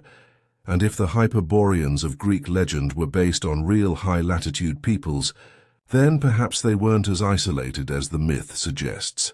Perhaps they were connected, by boats, by trade, by shared stories, to a ring of cultures circling the top of the world. Seen this way, Hyperborea is less a lost paradise and more a vanished hub, the center of a network that the ice eventually broke. A part of Hyperborea was more than a dream, if it was a real, high-latitude homeland for ancient peoples. Then its disappearance must have been as profound as its existence. Myths rarely preserve the details of a slow fade. They remember the dramatic, the sudden, the overwhelming. And in Earth's recent history, there is one event that fits this pattern perfectly. The Younger Dryas, a climatic snapback into near-glacial conditions around 12,900 years ago. Before the Younger Dryas, the planet was warming rapidly. The vast ice sheets that had gripped North America and Eurasia were retreating, seas were rising, and ecosystems were shifting northward. In the Arctic, this meant longer summers, ice-free coasts, and rich grasslands where mammoths and reindeer grazed. Human populations could expand into these territories, exploiting marine and terrestrial resources in a way that may have felt almost limitless. Then, in a geological instant, the warmth collapsed. Average temperatures in the northern hemisphere plummeted, in some regions by as much as 14 degrees Celsius within a human lifetime. Glaciers surged forward again. Sea ice returned to choke northern waters, and storms intensified. Whatever stability the North had enjoyed was shattered. For communities living at high latitudes, the change would have been catastrophic. The cause of the Younger Dryas is still debated. One leading hypothesis points to a massive influx of fresh water into the North Atlantic from melting ice sheets, possibly when glacial Lake Agassiz in North America catastrophically drained. This sudden pulse of fresh water disrupted the Atlantic meridional overturning circulation, the ocean conveyor belt that carries warm water northward. Without that heat, the Arctic froze over again. Another theory suggests a comet or meteor impact, which could have triggered massive fires, atmospheric dust loading, and rapid cooling. Supporters of this impact hypothesis point to a layer of microscopic spherules, melt glass, and elevated platinum levels found at sites across multiple continents, all dated to the onset of the Younger Dryas. Regardless of cause, the effects were brutal. Coastal settlements would have been trapped behind expanding sea ice. Inland communities would have seen their hunting grounds vanish as plant life withered. Rivers once filled with fish could freeze solid for months. The megafauna that sustained many high-latitude cultures, mammoths, woolly rhinos, steppe bison, began their final decline. For humans, this wasn't just an environmental challenge, but an existential one. Faced with these conditions, many groups would have been forced to migrate southward. Those who had known only the abundance of a warm Arctic would now carry with them the memory of its loss. In a few generations, that memory could transform into legend, a land where the sun shone without setting, where food was plentiful and winters mild, destroyed by a cataclysm beyond human control. Some archaeological evidence hints at population disruptions during this period.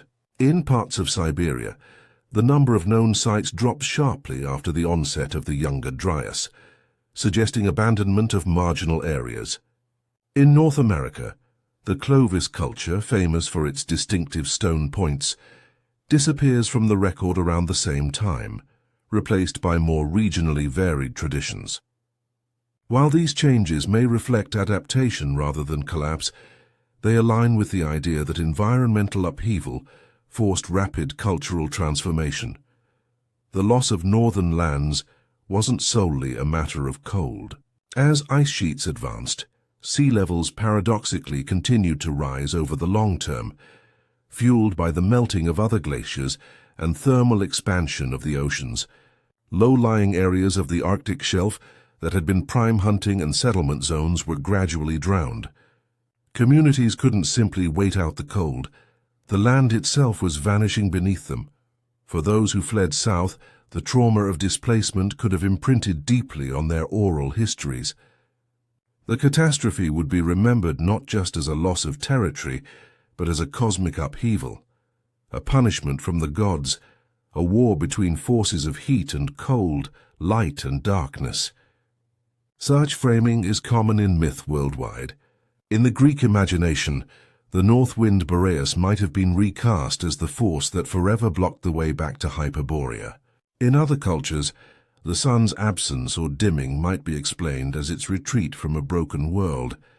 If a network of northern communities had once traded, shared knowledge, and maintained cultural ties, the Younger Dryas could have shattered it completely. Without the seasonal voyages and exchanges that kept stories alive, each fragment of the network would preserve its own version of the past, altered by local concerns. Over millennia, those versions would diverge, leaving only the faintest family resemblance between a Greek poet's Hyperborea, a Norse seafarer's Thule, and a Siberian shaman's Summerland of the spirits. In this light, the Younger Dryas becomes not just a climatic event, but the historical rupture that explains why no physical Hyperborea has been found. Its cities, if they existed, could be buried under permafrost or drowned on the continental shelf. Its monuments could have been dismantled for survival or abandoned to the ice. Its people could have been absorbed into the populations to the south, leaving only genetic traces and fragments of their worldview behind. Even today, the Arctic holds the scars of that catastrophe. In Greenland's ice cores, the Younger Dryas is marked by a sharp change in isotopic ratios, a frozen spike of cold in the slow climb out of the Ice Age. In lake sediments across the north, layers of dust and charcoal hint at sweeping fires and barren landscapes. The Earth remembers even when human records do not. For the modern seeker of Hyperborea, the Younger Dryas is both a challenge and a clue. It explains why so little physical evidence might remain. Yet it also provides a timeline, a moment in history when a great northern land could have been lost. Somewhere beneath the ice and sea lies the before and after of that story, waiting for the day when science can bridge the gap between climate data and cultural memory. Until then, Hyperborea endures as a survivor in myth, a bright, unreachable shore glimpsed across the dark gulf of catastrophe. While mainstream archaeology and climatology approach Hyperborea with caution, acknowledging intriguing hints but demanding hard evidence, a parallel conversation has unfolded on the edges of academic consensus. In this realm, writers, researchers, and speculative historians have woven the fragments of myth, geology, and archaeology into sweeping narratives about a lost polar civilization.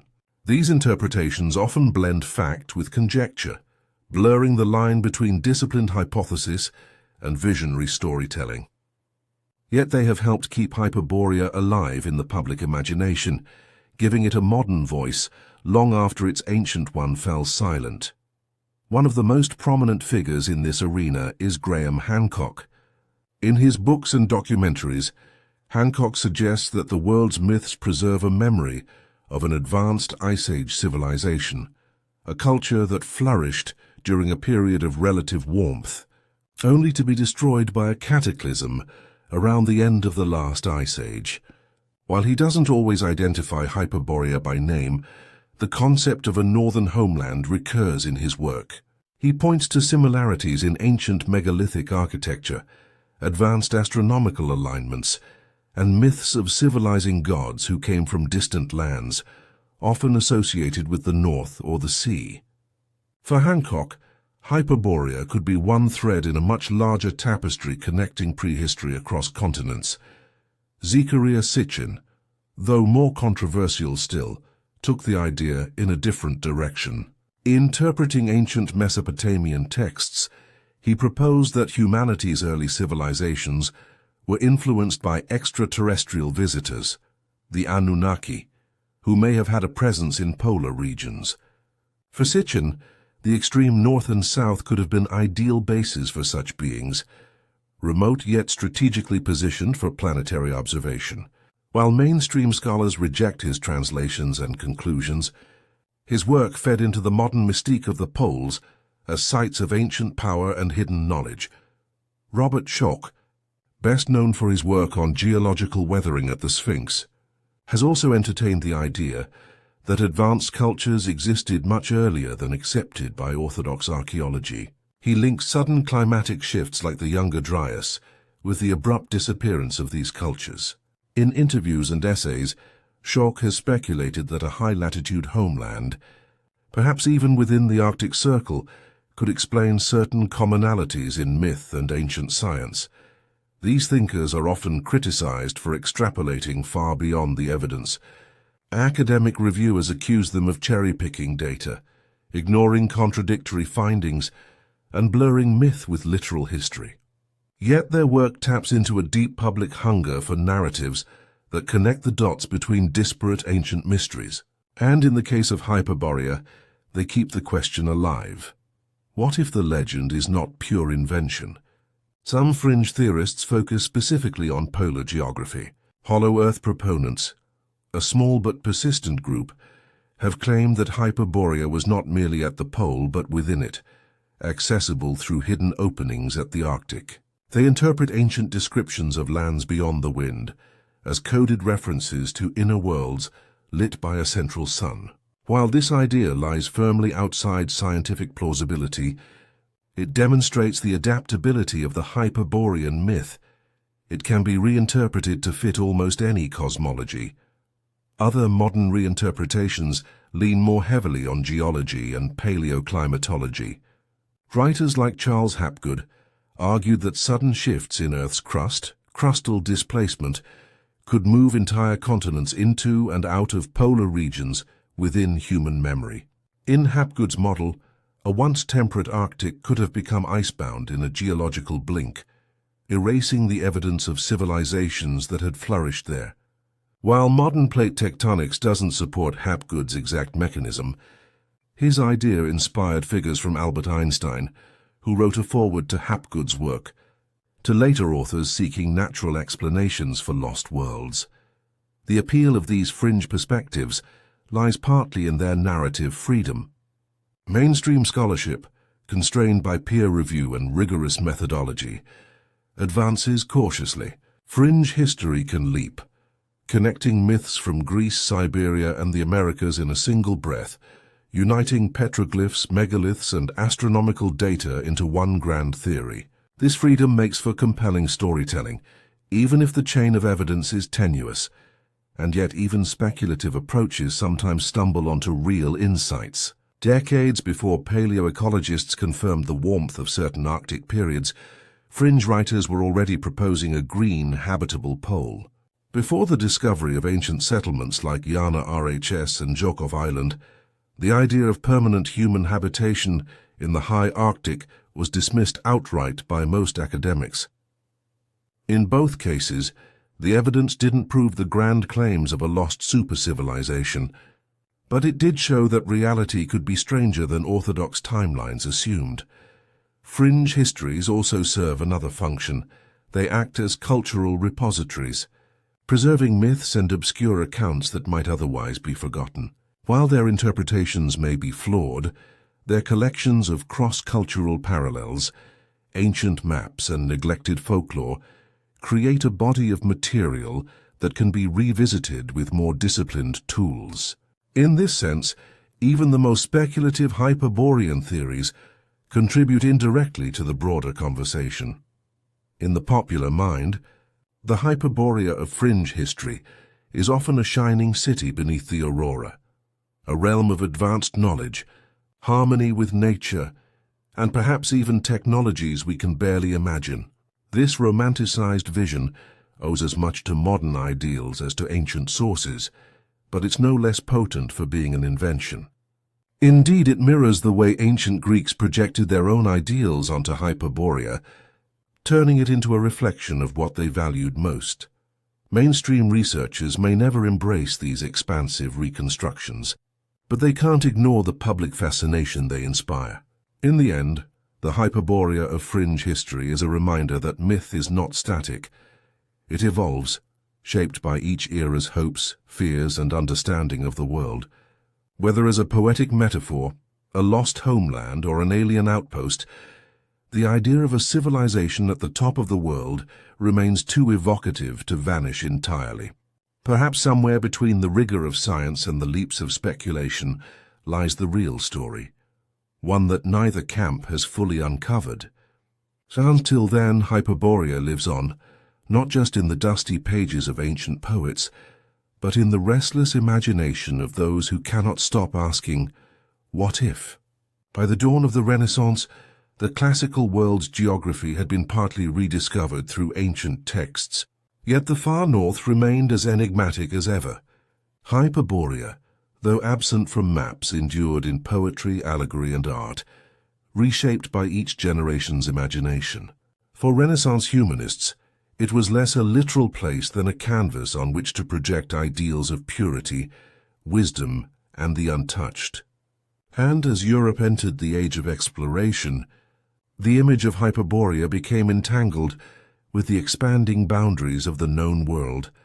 In the 15th and 16th centuries, the revival of Greek and Roman learning brought figures like Herodotus, Pindar, and Strabo back into circulation.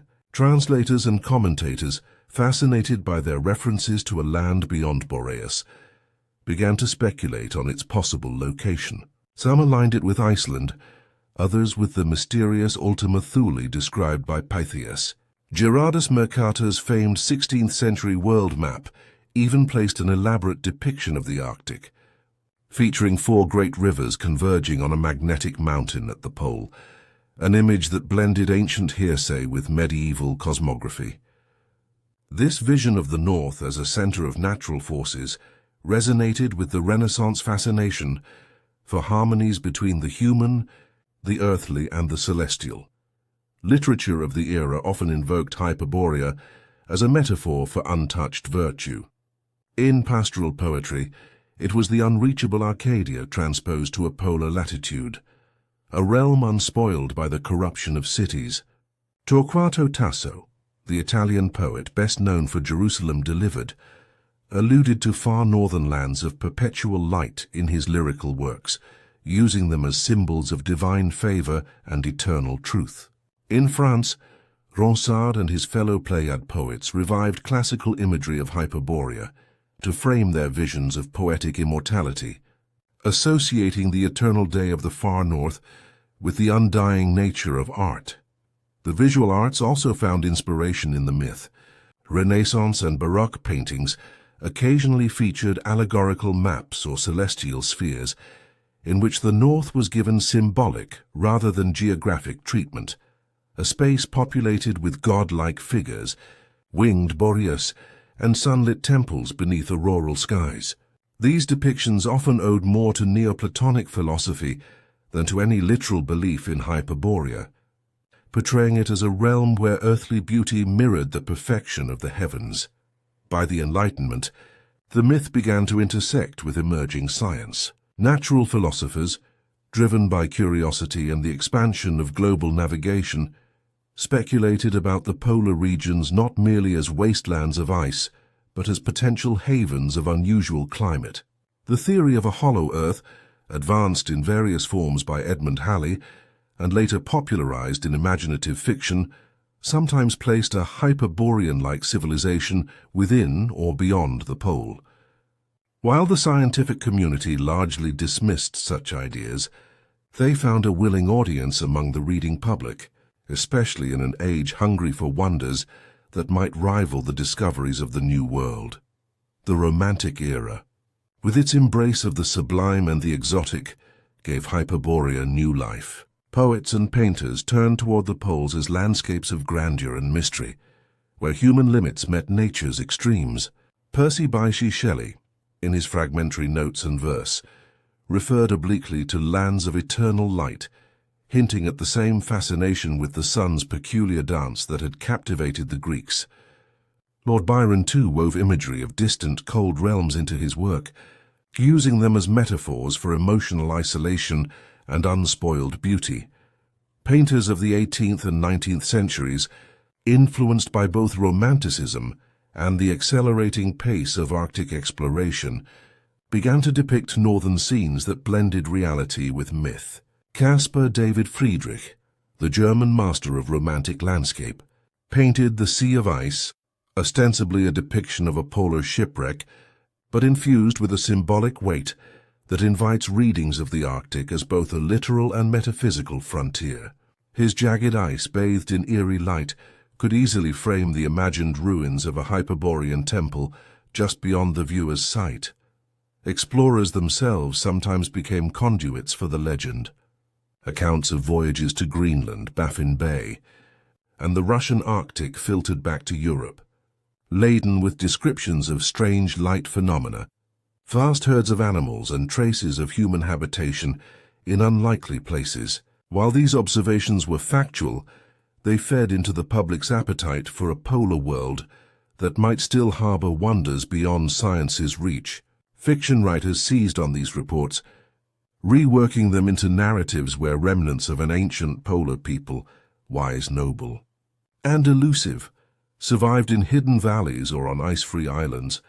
By the mid-19th century, the Victorian fascination with lost civilizations found a natural ally in Hyperborea. Popular periodicals published serialized adventures set in the far north, where explorers discovered cities of crystal, libraries of forgotten wisdom, and inhabitants descended from the Hyperboreans of Greek myth. These stories often mirrored imperial fantasies of the time, the notion that distant, untouched places awaited discovery by the modern West. Yet they also carried a strain of melancholy, acknowledging that such paradises might vanish the moment they were found. In the fine arts, the pre-Raphaelite movement occasionally brushed against Hyperborean themes, particularly in their idealized depictions of mythic landscapes. Painters like Edward Burne-Jones, while more focused on Arthurian and classical subjects, sometimes used northern light and icy backdrops to evoke a sense of otherworldliness consistent with the legend. Throughout these centuries, Hyperborea served as a cultural mirror. In the Renaissance, it reflected the ideal of harmony between man and cosmos. In the Enlightenment, it became a thought experiment in natural philosophy. In the Romantic period, it was a stage for the sublime. And in the Victorian imagination, it was a setting for tales of exploration and loss. In none of these periods did Hyperborea function as a fixed geographic hypothesis. It was always pliable, reshaped to fit the needs of the storyteller or the painter's canvas. And yet, despite these shifts, certain constants remained. The light that never fades, the distance that defies easy travel, and the sense of a people living in alignment with forces greater than themselves. These elements, inherited from antiquity, ensured that Hyperborea retained its mythic charge long after the original cultures that spoke of it had vanished. By the end of the 19th century, as Arctic exploration reached its modern limits and the map's white spaces were filled in, Hyperborea seemed destined to retreat fully into the realm of metaphor. But the 20th century would prove otherwise, for even as the last physical mysteries of the Arctic were charted, new cultural and political forces would breathe life into the legend again, sending it in directions the ancients could never have imagined. By the 19th century, the age of sail had shrunk the map of the world to a handful of blank spaces, and the Arctic loomed largest among them. For centuries, Hyperborea had existed in literature and art as a poetic ideal, but now ships were leaving European ports to penetrate the icy barrier itself. The explorers who braved the far north weren't searching for Apollo's summer home. They were looking for new trade routes, scientific knowledge, and national glory. Yet again and again, their accounts returned with details that echoed elements of the old myth: strange lights, unseasonable warmth, and signs of human presence. In places the maps marked as void, the earliest wave of modern Arctic exploration was driven by the dream of the Northwest, passage a sea route through the Arctic connecting the Atlantic and Pacific Oceans. In 1818, the British Admiralty began sending expeditions deep into the ice. William Edward Parry's voyage of 1821-1823 reached farther into the Canadian Arctic than any before, and his journals recorded encounters with Inuit communities who spoke of lands to the north that were warmer and richer in game. To Parry, these were simply local hunting grounds. But to a mind steeped in classical lore, such reports could have been interpreted as whispers of a Hyperborean remnant. Other explorers encountered more tangible mysteries. In 1879, the ill-fated Jeannette expedition, commanded by George W. de Long, became trapped in the pack ice north of Siberia. The ship drifted for nearly 2 years before being crushed. But during the drift, crew members observed strange phenomena: large stretches of open water far north of the expected ice line, and seabirds flying from the direction of the pole. These sightings fueled speculation that an open polar sea might exist, a warm water ocean encircled by ice, perhaps even sheltering unknown lands. The idea wasn't new. 18th century geographers like Mercator had sketched similar concepts, perhaps influenced by ancient legends. The Norwegian explorer Fridtjof Nansen's 1893-1896 Fram expedition was designed to test the theory of polar drift, but it also brought back uncanny impressions. Nansen and his companion Hjalmar Johansen, attempting a dash to the pole, found themselves navigating in conditions that alternated between brutal cold and inexplicable thaws. They reported mirages, towering cliffs, and distant landmasses shimmering above the horizon.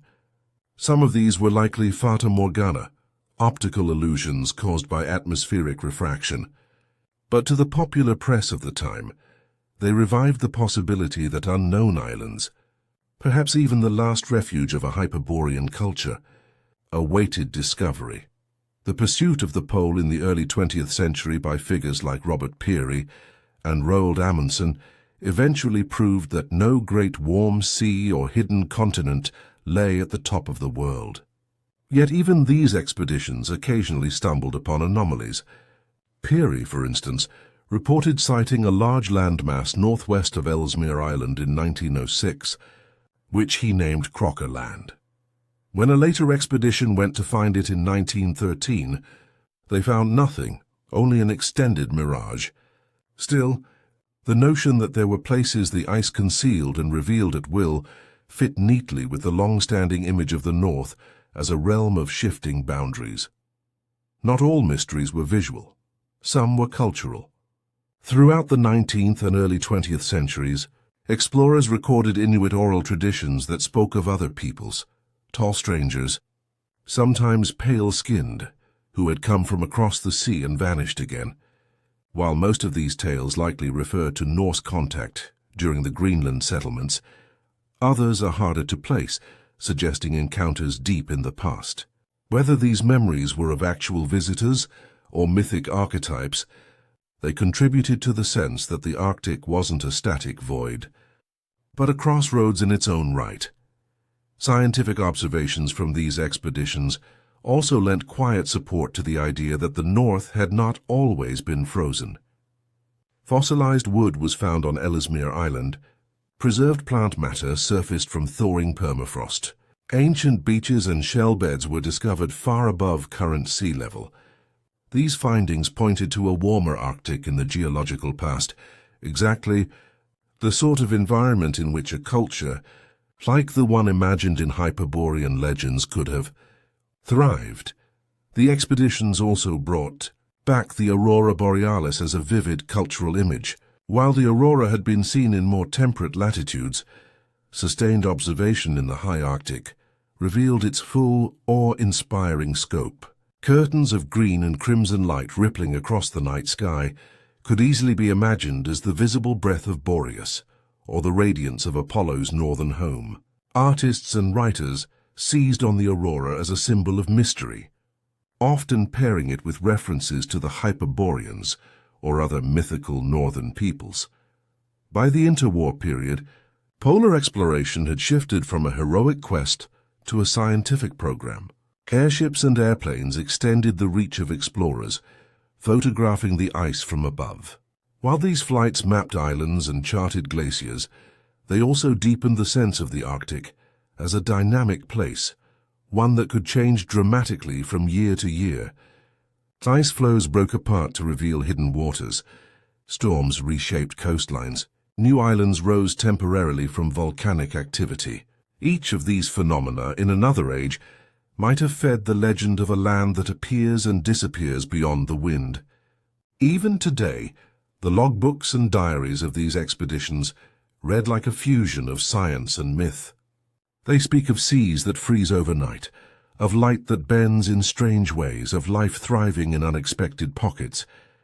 And while they never found a city of the Hyperboreans, they confirmed something just as important. The North is not inert. It's a place of movement, transformation and hidden complexity, fertile ground for the kind of stories that gave us Hyperborea in the first place. In the end, the great polar expeditions didn't disprove the legend so much as shift it. They filled in the map's white spaces, but left intact the deeper mystery. Why so many cultures imagined a land of abundance and light in a region the modern eye sees as barren? The answer may lie not in what they failed to find, but in what they revealed, that even in the age of science the Arctic resists full possession, holding on to its secrets in the shifting interplay of ice, sea and sky. By the early 20th century, Hyperborea was no longer just a distant land in the popular imagination. It had evolved into something more abstract, a symbol of origin, a cradle of wisdom that seeded the great civilizations of the ancient world. This transformation wasn't the work of explorers or geographers, but of philosophers, mystics and esoteric thinkers who saw in the legend of Hyperborea a key to humanity's forgotten past. For them, the icy realm beyond the north wind wasn't merely a physical location, but the point of departure for migrations of people, ideas and spiritual truths. In occult circles, Hyperborea began to be linked with the idea of a primordial tradition, a body of knowledge said to predate recorded history, encompassing astronomy, geometry, agriculture, and metaphysical insight. Writers such as René Guénon and Julius Evola, though differing in their interpretations, Both placed the origin of this tradition in a polar homeland. To them, the North wasn't simply geographic, it was symbolic of stability. The axis mundi, the cosmic axis around which the heavens revolve. Hyperborea, in this reading, was the earthly reflection of that axis, a place aligned with the stars in both space and meaning. The Theosophical Society, founded by Helena Blavatsky in the late 19th century, further developed this vision.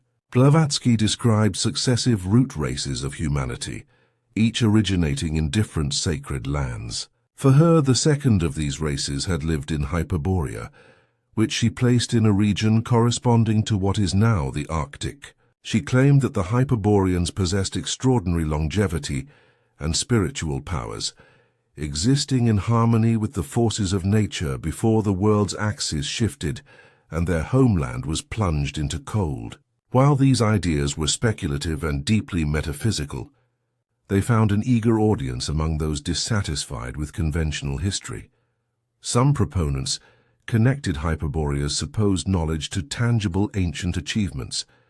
They argued that megalithic structures such as Stonehenge, the Goseck Circle in Germany, and the vast stone alignments at Karnak in France displayed a level of astronomical precision that must have been inherited from a more advanced culture.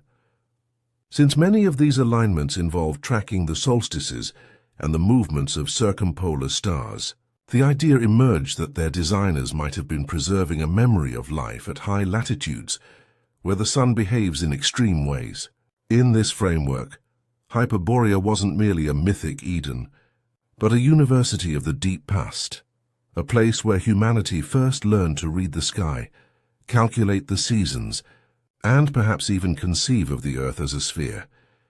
Advocates pointed to similarities in mythologies worldwide, gods or culture bringers arriving from the north, bringing with them agriculture, laws, and the arts. In Greek tradition, Apollo's seasonal journey from Hyperborea to Delos could be seen as the symbolic transfer of wisdom from the polar homeland to the Mediterranean. In the Vedic hymns of ancient India, there are references to dawn lasting many days and to a people living where the sun stood still, descriptions that some interpret as echoes of polar experience. The connection between Hyperborea and sacred geometry became another focal point for these theories. Certain esoteric schools claimed that the proportions of ancient temples, the layout of ceremonial sites, and even the dimensions of the Great Pyramid reflected knowledge of the Earth's polar circumference and axial tilt. If such knowledge existed in antiquity, where could it have come from? For Hyperborean theorists, the answer was clear. It originated in a civilization that had observed the heavens from the vantage point of the far north, where celestial motions appear in their purest form. Of course, these ideas remain outside the mainstream. Archaeologists attribute the skills of ancient builders to local innovation, cultural exchange, and long observation without requiring a vanished Arctic progenitor. But for those who believe in a Hyperborean origin, the lack of direct evidence is not an obstacle. Rather, it's part of the mystery. They argue that the destruction of Hyperborea, whether by climate catastrophe, axial shift, or flooding, would have erased most physical traces, leaving only the knowledge carried by survivors as they migrated south.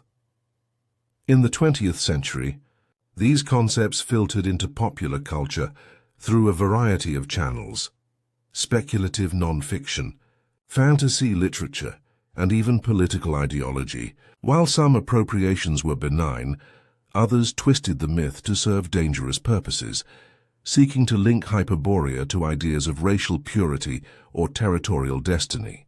This misuse complicates any modern discussion of the legend, showing how a symbol of universal origin can be recast into a tool of exclusion. Yet in its more open and imaginative forms, the idea of Hyperborea as a center of knowledge continues to inspire. Modern alternative historians often pair it with emerging scientific evidence about rapid climate change at the end of the Ice Age. They point to submerged structures off the coasts of Japan and India, The discovery of sophisticated artifacts in unexpected contexts and the resilience of certain astronomical traditions as hints that fragments of a lost, coherent system of knowledge have survived in pockets across the globe. In recent decades, digital mapping, satellite imagery, and undersea surveys have revealed more of the Arctic's past than ever before. Paleoecologists have reconstructed ancient forests that once grew within the Arctic Circle, while geneticists have traced human lineages back through corridors of migration that might once have connected a green polar region with the rest of Eurasia. None of this proves that a Hyperborean academy of the ancients existed, but it does make the idea of long-term human presence in the far north less implausible than it once seemed. Ultimately, the vision of Hyperborea as an ancient center of knowledge serves two intertwined purposes. On one hand, it invites speculation about humanity's deep past, challenging the boundaries of conventional timelines. On the other, it acts as a metaphor for the origin point of all understanding. The north that exists in the mind, a place from which clarity radiates outward like sunlight on a summer solstice. Whether real or imagined, it asks us to consider that civilization may have roots far older and far stranger than we yet comprehend. And so the legend persists, part history, part dream, part mirror held up to our own longing to know where we began. In that longing, Hyperborea remains alive, a white flame burning in the shadowed archives of memory. There is a place on the map where lines of longitude converge so tightly they seem to disappear into a single point, a mathematical illusion that hides in plain sight. It is there at the very top of the world that the myth of Hyperborea has always lived, just beyond the last black contour of the known. The Arctic wind is different here. It doesn't howl. It murmurs as if carrying the residue of languages no longer spoken, syllables smoothed into pure sound by centuries of snow. Those who have come close speak of a stillness unlike any other, not the absence of motion, but a suspension, as though time has paused to listen. Above, the sky shifts with the weightless choreography of the aurora. Green waves folding into violet, violet dissolving into gold. Each color spills into the next without border, like memory bleeding into dream. In the long summer, the sun skims the horizon without falling, tracing a slow circle that turns the ice into a mirror. In that mirror, it is said, the past sometimes looks back. Far below the surface, in the dark strata of permafrost, are roots of trees that have not touched air in tens of thousands of years. Their fibers are dry, their shape intact, ghosts of a forest that once drank from rivers now locked in ice. Fossilized pollen drifts in the silt of ancient lake beds, grains so small they can ride the wind for miles, carrying with them the scent of a climate long vanished. Somewhere in that wind might be the echo of footsteps, or so the story would have it, pressed into soil when this latitude was warm. There is no city here now. No columns, no walls, no library of carved stone waiting to be found. If Hyperborea existed, the ice has taken everything but its outline, leaving only fragments scattered across time. A name in a poem, a diagram in an old map, a legend told by firelight in a village at the edge of the world. Yet the absence itself becomes a kind of presence, a space where the imagination insists on building. The more the ice resists, the more vividly the mind supplies its own architecture. Temples bathed in the low amber sun, courtyards open to a sky that never darkens, gardens walled not by stone, but by the curve of the horizon. Some nights in the high Arctic, when the temperature drops far enough, sound travels for miles. A voice shouted on the edge of a fjord can bounce off unseen ice cliffs and return, altered, from a direction the speaker didn't face. It's easy in that moment to believe you've heard an answer from somewhere else. Perhaps this is how the myth has lasted, not through proof but through resonance. Each generation hearing its own question reflected back from the north. The explorers have gone. The ships have rotted. The last dog-sled trails have been erased by drifting snow. But the pole remains, cold, shifting, light-struck, as if guarding something not meant to be reached. There is a moment standing there when the compass loses its meaning, when every direction becomes south and the idea of home turns inside out. It is then that you realize the myth was never about a fixed place. It was about the movement toward it, the act of following a line that can never be completed. Imagine walking alone across the ice in late summer. The air is clear enough to make every shadow sharp. Far off, a single bird wheels in the light, its wings catching the sun so it appears and vanishes in alternating flashes. The ice beneath your feet is ridged and scored, marked by forces you cannot see. Somewhere below, the deep ocean moves in silence. Somewhere above, the sky carries colors it doesn't have elsewhere. And somewhere, you cannot tell if it's ahead or behind, is the edge of the world. The place the old stories call Hyperborea. You do not arrive. You do not even see it. But in the space between each step there is a change, not in the land but in the way you listen.